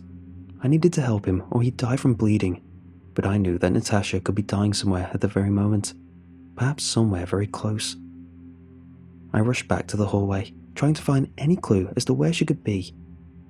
And sure enough, there were a few drops of blood on the floor, leading outside and toward the door to the roof. It was dangerous to enter the roof on my own, but I didn't care. I rushed outside, looking around. Nothing but a small, barely noticeable trail of blood droplets. I feared that it would lead me to the edge of the roof, but instead, it was heading towards the cage door at the end of it, the one that led to the bandits' hideout. The cage was already locked. I started shaking it and screaming for them to let Natasha go. Reckless of me, I know.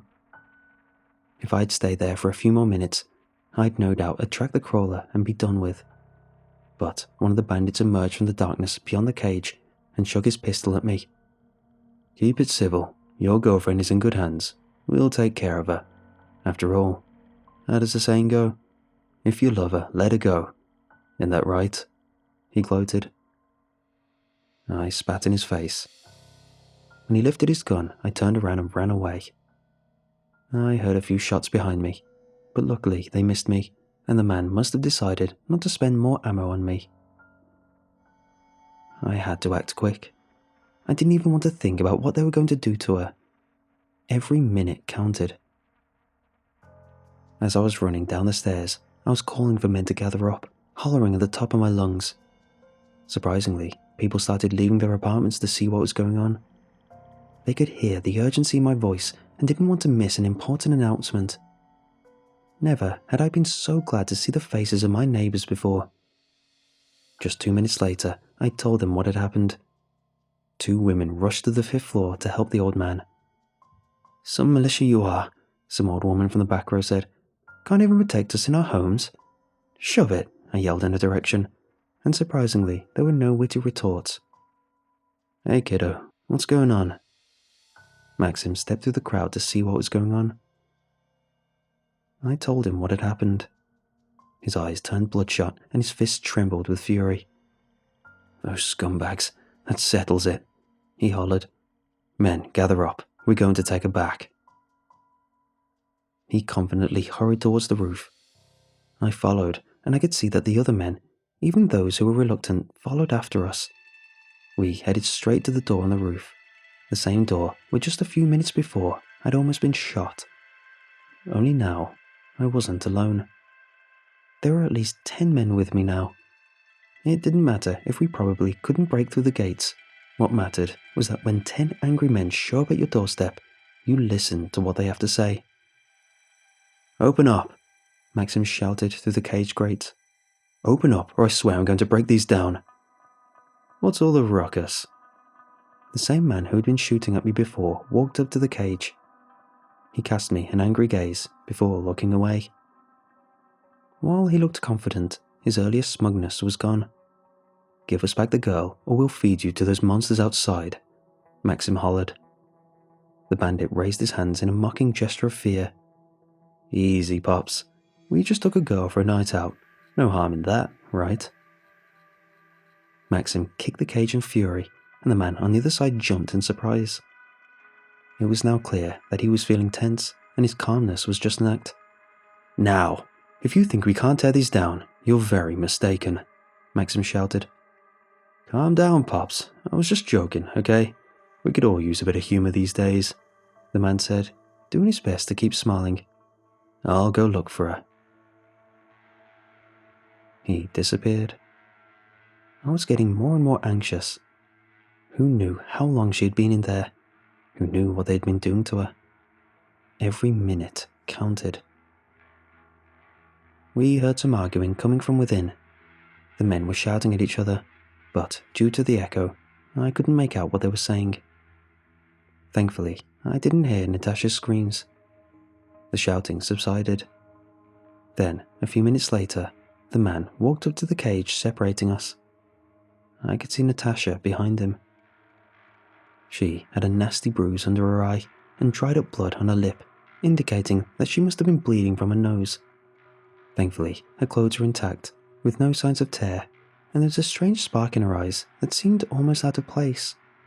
A spark of enthusiasm and determination. Here's your girl, the man grunted, giving her a push towards us as she was passing him. We didn't do much to her, see? Now scram. And her food? Maxim inquired. What are you talking about? It was a down payment for keeping her safe with us, was the man's reply as he closed the gate to walk away. Maxim grunted, and I could see the fury in his eyes. To him, it wasn't over. He wasn't going to let it slide. Something unknown in the distance roared. We hurried back to safety. How are you? Did they... I asked Natasha once we were inside the building, but she raised her hand to stop me. I'm fine, don't worry about it. Their leader got scared when he saw that asshole bring them to me. He suspected something like this would happen. How did they get you? I asked her another question, but she shook her head. They lured me out, pretending to be one of the tenants from the next flight of stairs. Told me they were looking for some aspirin. It doesn't matter. She lowered her voice to a whisper. I found him. I found the welder. You did? I was genuinely surprised at such a development. Yes, he lives on the 3rd floor, apartment 73. They told me to go hang out with him while they were deciding what to do with me. It seems they're taking good care of him in return for his help. I don't know what happened to the other tenants, though. He didn't want to talk about them. So, did you talk to him? Did he tell you why he did it? Why did he weld us in here? I asked with anticipation. Yes. She looked around if anyone else could hear. The men were still descending from the roof and going straight inside her apartment to help with the old man, who was still tended to inside. He says he panicked. He was hunting in the forest for some game when he saw them. He says there are dozens, maybe hundreds of them. They are migrating somewhere, and We were on the sidewalk of their path, so he ran home and barricaded himself and all of us. Of course, that was before he learned about the bandits. Says they moved in just 2 nights before. But why didn't he run away? I wondered. Why not evacuate? Natasha shook her head. He can't. He has a son, and he's completely bedridden, paralyzed below the waist, and he's too weak to carry him. No elevators too. She grunted and shook her head. He thought it would all be over in a day or two, but he miscalculated. I imagined the situation the man had found himself in, trapping not only himself, but his helpless child and everyone else in this hell. Even though I wanted to feel angry at him, I just couldn't. I told him about your plan. Natasha interrupted my train of thought. He says it makes sense, and he's willing to lend us his tools and skills if we find a way to sneak him and his son out. They guard him well. There are constant patrols on the 4th and 2nd floor. Of course, they mostly drink and listen to music, but they have guns. I wanted to say something, but then Maxim approached Natasha and put a hand on her shoulder. You all right, girl? Yes, I'm fine, Natasha said, leaning back. She didn't like the fires in Maxim's eyes. Good, good, he said, staring into the distance. I have a daughter, younger than you, but still. He gave Natasha's shoulder another shake. They will never do this to you again, girl, he proclaimed, and I can almost hear the lava of pure anger building in his throat. Or anyone else for that matter. I've made a decision. We need to strike them first. If you have pests, you gotta smoke 'em out. He looked Natasha in the face, and the sight of her wounds made him grit his teeth. Tomorrow, we'll burn their entire stairwell down.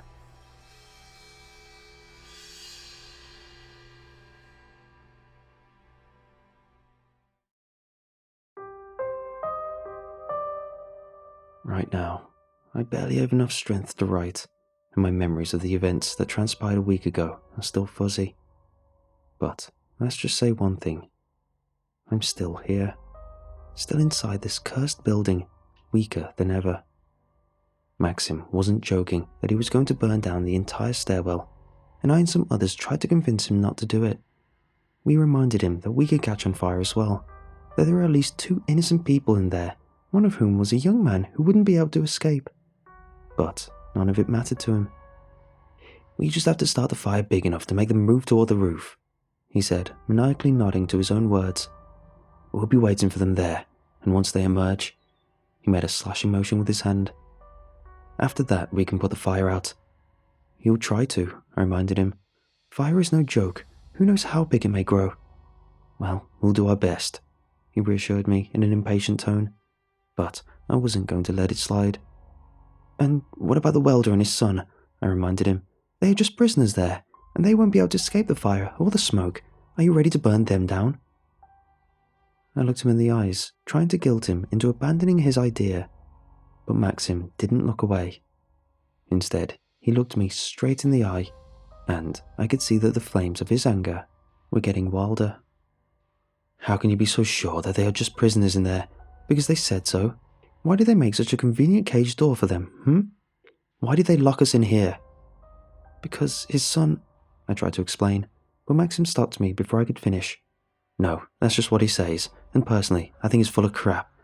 He didn't have to lock us all in here, alright? He could have just stayed in his apartment and be done with it.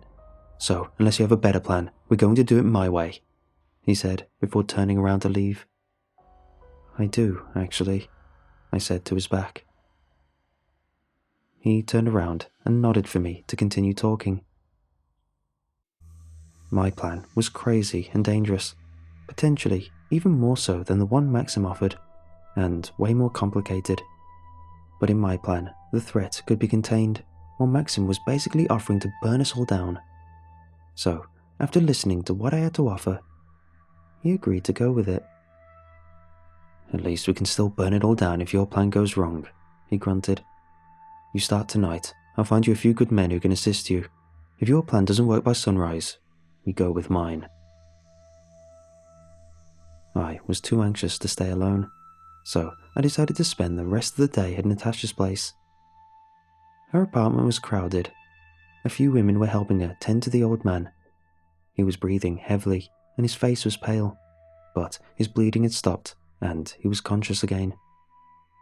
"Young man, thank you," he said, wincing from the pain at the same time. It was obvious that talking was causing him quite a lot of pain. "I didn't do anything," I said, and frankly, that was the truth. The old man was just too confused to realize what had happened, that I had abandoned him and went after Natasha, not even bothering to call for help. But he just smiled at me. So modest. "Lay still and don't waste your strength," one of the women told him. "You're too weak for that." He didn't pay her words any attention. "I'm sorry, young man," he whispered weakly. "And to you all, I'm sorry as well. It was our hubris to expect anything else." "He's delusional, don't mind his words," one of the older ladies warned me and Natasha.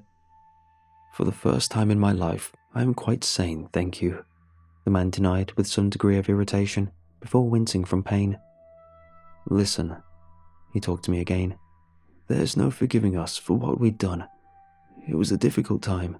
The entire world was our enemy. But still, we thought that we'd failed. But we were thinking globally.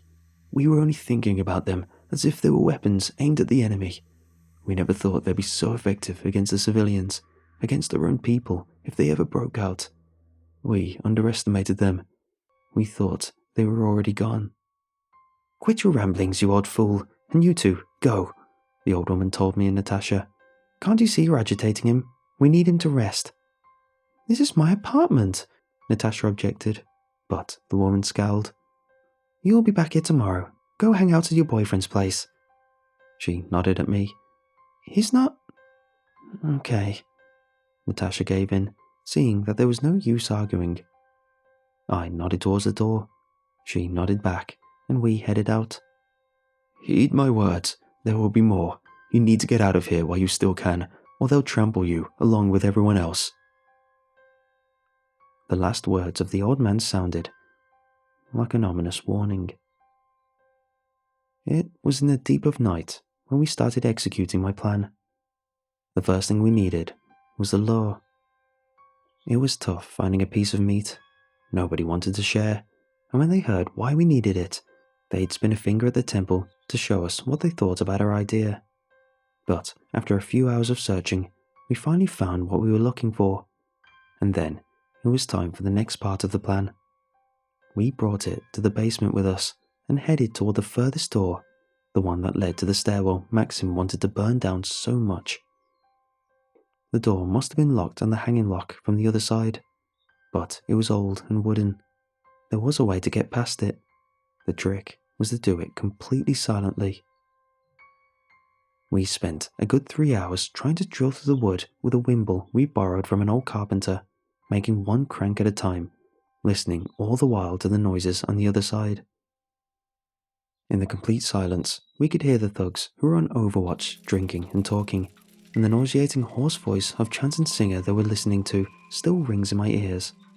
But at any moment, the music would stop, and their tone could change from cheerful to worried, which would mean only one thing. We were busted. Throughout our operation, I could think about one thing only. Our failure meant the death of the welder. Even if we would miraculously retrieve his tools from the ashes, that price was too high to pay. After 2 hours, the wimble's drill finally reached the nail which held the lock hinge in place, and we spent the next hour working around it, making turns, trying to make the hole bigger, until finally the nail was separated from the wood. The hanging lock was just hanging from the doorframe now, and the door could be opened. I took off my boots and entered the stairwell. From then on, I was on my own. It only made sense to me to be the one to bear all the risks. After all, it was my plan. The men were just one floor above me. I could hear them with perfect clarity. One wrong step, one noise, and they'd come rushing down toward me. It was time for the greatest gamble of my life. I reached out toward one of the doors. Unlocked. Of course. Why would they lock it if they left it? They knew that the first floor was dangerous, that the ape could break down the grates and the windows. And so did I. I headed towards the kitchen, opened the window, and put a piece of meat on the floor. Then, carefully, taking a knife out of the drawer, I slit my left palm and drew some blood, raining a few drops onto the piece of meat. The plan was now set in motion. I didn't know how well the ape could smell, but I banked on the fact that by sunrise it would be tempted enough to break down the grates and enter the stairwell, where it would quickly deal with all the bandits. I hoped that the old welder would have enough sense to lock the doors before that happened. Looking over my trap one last time, I headed toward the exit. I made sure to leave the door open. That way, either the creature would find its way out of the apartment on its own, or the bandits would hear it breaking in, which would prompt them to come over and take a look at what was going on and drawing it out. I headed toward the basement door, only to find it wide open. The hammer, nails, a piece of furniture, improvised wooden planks that we had planned to use to barricade the door afterward, were lying next to it, abandoned. Weird, I thought to myself, before I heard it. The pitter-patter of many legs that were getting closer with each second, coming straight out of the basement I came from. The windows was all I could think before I turned around and ran. The windows, the tiny windows that lined the walls of the basement, were an easy way for the crawler to get in. We'd never seen it, so we had no clue whether it would be able to sneak in. And now, it was in there, cutting me off from the safety and pinning me between a rock and a hard place. And it was approaching fast. I didn't have a lot of time to spare. I had two options: run back into the apartment I'd just left, where the bait was waiting for the ape, or run up the stairs towards the bandits and hope that their shooting skills weren't great. I chose the second option. In a crisis, primates had always sought to gain elevated position or move toward their peers, and that instinct, buried deep within my psyche, re-emerged in the time of need. The men were so drunk and so bewildered by my sudden appearance that none of them even reached for their gun.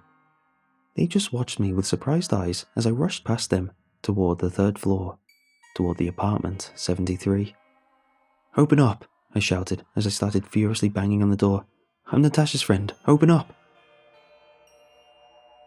One floor below me, the men screamed in terror. One of the screams was cut short as a pair of mighty mandibles, crushed the man's throat. A second later, I heard gunshots. The men above, the ones who guarded the fourth floor, started rushing down to see what was going on. I could hear their hurried steps. In a second, they would turn around the corner and see me, trying to break into their most important prisoner's apartment. The key clanked and the door suddenly budged.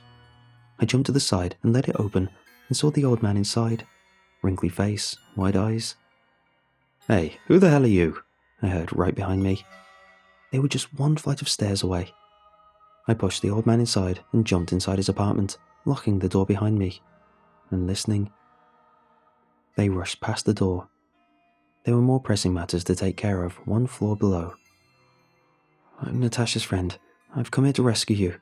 Grab your metal saw or gas torch, or whatever it is you have, and let's go," I said quickly. "But I..." He interrupted me, but I stopped him with a gesture. "I'll carry your son. Don't worry about it." I don't have the gas torch anymore," he said. I shook my head. I couldn't have heard it right. "What?" I asked him. "I'm out of gas. I used it all up cutting the railings for the cage on the roof," he explained. "So you don't have anything to cut through the metal?" I inquired. It seemed impossible. No, that couldn't be right. He shook his shoulders. "I'm afraid not." "But you told Natasha you have the tools," I roared at him. "I do, but they are useless. I just wanted to save my son," he explained, pointing toward the door to another room. "I just wanted someone to carry him out of here." He didn't have the tools. My quest for him was pointless. I slid down the door and grabbed my head. I spent a few minutes like that, listening to the noises outside. The men rushed back to the 4th floor, shooting at the pursuer, and after a few minutes, the sounds of fight and struggle above stopped. I had to get out. I had no reason to stay there any longer. Should any of the bandits survive, they'd come over to see who I was. I opened the door. "Wait, you're leaving? But I can't carry him without you," the old man pleaded. "Please, I walked out and closed the door behind me. I moved back to the basement carefully, yet at the same time, I couldn't feel any fear anymore. It all seemed pointless at that point. 2 weeks I'd harbored hope that I'd be able to get through the sewers, and now all hope was lost. The 2nd floor had 2 corpses on it, one of them still clutching a pistol. I wasn't thinking about my survival at the moment, but I thought that it could still come in handy in the future. I grabbed the gun and pulled it, only to realize that the hand holding it was not dead yet. The man I thought to be dead opened his eyes and looked at me. He was too weak to form words, but he had enough strength to form a scowl. He recognized me. He knew it was me who let the crawler in. A shot rang and I tumbled down the flight of stairs, clutching my side. The pain instantly snapped me back to reality, my survival instincts coming back online. I wanted to live. I wanted to live no matter how bleak my future looked. What if the crawler heard it? What if something else heard it? I'm losing blood. I need to hurry. My brain was producing one rush thought after another. I descended into the basement, squeezing my wound. I could barely see in the darkness, but luckily I was alone in there. I pulled the handle of the door that led to my stairwell. Nothing. I pulled at it again. It didn't budge. It wasn't that I was too weak to open it. It was locked. I looked back at the windows lining the wall and knocked on the door. I was too scared to shout for someone to open. I knocked again and heard some noises, but they weren't coming from the other side of the door. They were coming from the apartment where I left the bait. It seemed that the ape finally took it. I heard its roar, heard the noise with which the grates were separated from the wall, and shuddered. I had nowhere to run. I was cornered. If he could smell the blood on me, I could feel that my palm was full of blood, and there was probably a trail of blood drops behind me. My only hope was that it would be drawn towards the bloodbath on the 2nd floor. I sat down near the door and closed my eyes. There was no point in staying alert. If anything, I had to make sure I'd make as few sounds as possible. The sounds were starting to get quiet. The last thing I heard was its footsteps as I entered the stairwell and sniffed the air. That was where I was found in the morning, lying unconscious from all the blood loss right next to the door. Thankfully, someone had found me before I froze to death. Otherwise, you wouldn't be hearing this.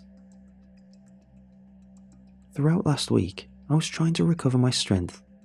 Natasha was taking good care of me, and thankfully she found penicillin somewhere, so I didn't have to worry about infections. It did a trick on my digestive system though, which was less than ideal in my situation. The bullet went clean through. Though there were 2 wounds on me, at least they didn't have to cut it out of me. I'm starting to regain my strength bit by bit, but with our limited food resources, it was tough.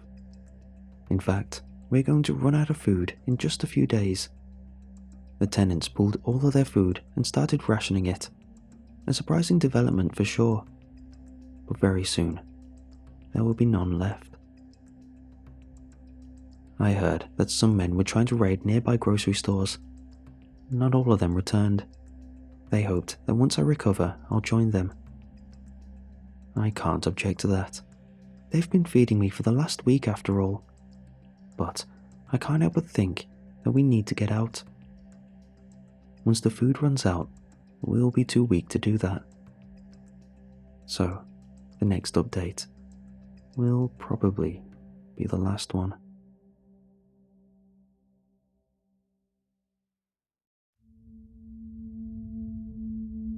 Sorry for not writing for so long. It just seemed pointless for the longest time. But I guess I have to say goodbye. It'd be impolite to do otherwise. Little by little, I'm beginning to walk. The strength has been coming back very slowly to me, ounce by ounce. With my poor diet, my body had to cannibalize some muscle tissue in order to heal the wound. It's going to leave an ugly scar too. Right now, I have a hole in my side, filled to the brim with scar tissue. I can't help but poke it all the time, even though it's disgusting. Of course, I won't be going for any food raids anytime soon. I might be able to descend down the rope, but to climb back while carrying a dozen kilos of food on me, that's just impossible. I'll repeat the fate of that old man who couldn't get back inside. So, for the past week, I've been lying in bed in Natasha's apartment. I guess you could say it's become a hospital of sorts. She takes care of both me and the old man. 1 boiled potato per day for each of us. She's been boiling them all the while using the same pot of water. Says it'll make a nice soup when we're out of everything else. Maxim and the other men try to raid the groceries nearby, but each raid gets more difficult than the last. Mostly because half the time, somebody doesn't return. They'd taken the guns they'd found at the bandits' hideout, but from what I've been told, they're not much use, and the gunshots usually imply that someone is living out their last seconds in terror. I don't hear much about the outside, except for some rumours. Before, I was locked inside the apartment complex, but now it feels like the danger lurks right beyond the door's threshold, beyond our windows. It feels like my fortress that used to be the whole building shrunk to fit inside Natasha's apartment. With my limited mobility, I can't feel safe outside her apartment. We're almost out of food, and I can hear people bickering with each other more and more. It seems to head in a nasty direction, and each time Natasha steps out of apartment, I fear she might not return. She says that crazy things going outside, things that just a month or even 2 weeks ago would make my hair stand up. But now I'm just too tired and exhausted with all this nonsense to react. I feel like the same goes for everyone else in the building. Natasha says that a mysterious human figure has been spotted right on the very verge of the forest. It signaled to the observers to come out and follow it, and then disappeared in the forest. It seemed impossible for it to be one of the survivors. On another day, the tenants from one of the apartments started screaming that the voices in their heads were too loud. I believed that it was just a madness taking over if it was just one person, but all 3 of them? That was very unlikely. And a few nights before, we all woke up from the stampede. Hundreds of legs were rushing from the forest, past our house, and into the town. I could feel the building tremble from the vibrations their mighty feet were sending into the ground, and the screeches of many beasts were mixing together, to a point where it was hard to tell which one I'd heard before. No one dared look out the window. We were all just hoping that they'd all pass and let us continue living on our pointless lives. After they'd passed, we could hear gunshots firing off in the distance throughout the whole next day. The sounds of shots got the old man quite agitated. I've never managed to get more than a few coherent sentences at a time out of him. It seems that the physical toll on his body, as well as whatever guilt he's been feeling, has made him lose it bit by bit. He talked about a place far in the forest. He was confusing things, so I'm still not quite sure what it was. In some stories, it's a town, and in others, a base in the forest. Sometimes it's a lab, and sometimes it's an archaeological dig. It was built by the Soviets, and it's been there long ago. But, in all stories, one word always came up. The door. He worked there as an intern. He says that our entire town was built by the Soviets precisely because of that location. It was a closed-off town, the one that wasn't on any maps, even on the secret ones. Our town was a place where all the scientists and personnel lived. He said that he got his apartment back when he was assigned to the project, and was very proud of being a homeowner at a young age. Whatever they'd been doing there, the higher-ups ended up disappointed with the results, So the project was closed and the town was declassified even before the fall of the Union. He said that he'd forgotten what he'd seen there until a month ago. But now, despite decades of abandonment, something was happening there again. Something that unleashed the hordes of these monsters. As the man himself said it, something on the other side has finally made contact with us 40 years after we sent our first signal. He didn't elaborate on what the other side was, or where the beasts were coming from in such volume. Soon after, he shut himself off from the world around him, and wouldn't talk anymore. 2 days ago, the mysterious figure was back again. This time, I got a good look at it. A long, black winter jacket and a hood that obscured its face, a dark spot so visibly clear on the snow day. I say it, because despite it looking completely human, I can't accept it as such. The only thing different was that, on that day, some people followed it into the woods. I was almost one of them. The voice I'd heard in my head was just too alluring to ignore. Yesterday, it came back again, and once more, with a wave of its hand, people started crawling out the windows to follow it. Some were just hanging over rails and falling down onto the snow from the second floor before getting up and following its calls, ignoring the cold and broken appendages. I had to restrain Natasha from following it. It seems that some people are more susceptible to its call. And so, she answered it. I was fighting her for a good 5 minutes. She didn't hit or bite me. She was just silently pushing her whole body toward the door, trying to get out of the building and follow it. I was shouting at her, even hitting her to bring her back to her senses, all the while feeling the strength leave my already weakened body. And throughout all that, I could almost feel the creature's waiting gaze, piercing through the solid walls and judgingly looking over Natasha, disapproving that she was making it wait for her. Finally, it left, and Natasha came back to her senses. I almost burst out crying when I realized that she was back with me. Over the last few weeks, she'd become the closest person to me, almost like a sister. To see her back to her senses was a great relief. But then the chill of cold air passed us, and with the terror, we realized that we were the only 2 people left in the apartment. The old man left, and he didn't even bother to close the window behind him. Seeing as it was the 5th floor, we didn't risk looking out to see if he survived. We knew the answer. We simply closed the window. Today, the mysterious figure, the haunted Pied Piper, will undoubtedly return. And this time, we may fall victim to his call. So, we have no choice but to abandon the ship. There are no more than 10 people left in the building, and we're all ready to leave. We've eaten all the food we've had. No point carrying it with us anymore. We've put on the warmest clothes we have to combat winter, and we've prepared the makeshift weapons. Some sharpen their brooms, but I decided to stick with my hatchet. I'm still convinced that it's the best weapon I have. We're leaving in 5 minutes, and Natasha's pouring potato soup into cups. Our last meal in this building. We don't know where we'll go or how far we'll get, but I'm sure of one thing. We'd be safer away from the forest. We might even travel from one building to another. After all, we doubt that people close their apartments before evacuating. So, who knows?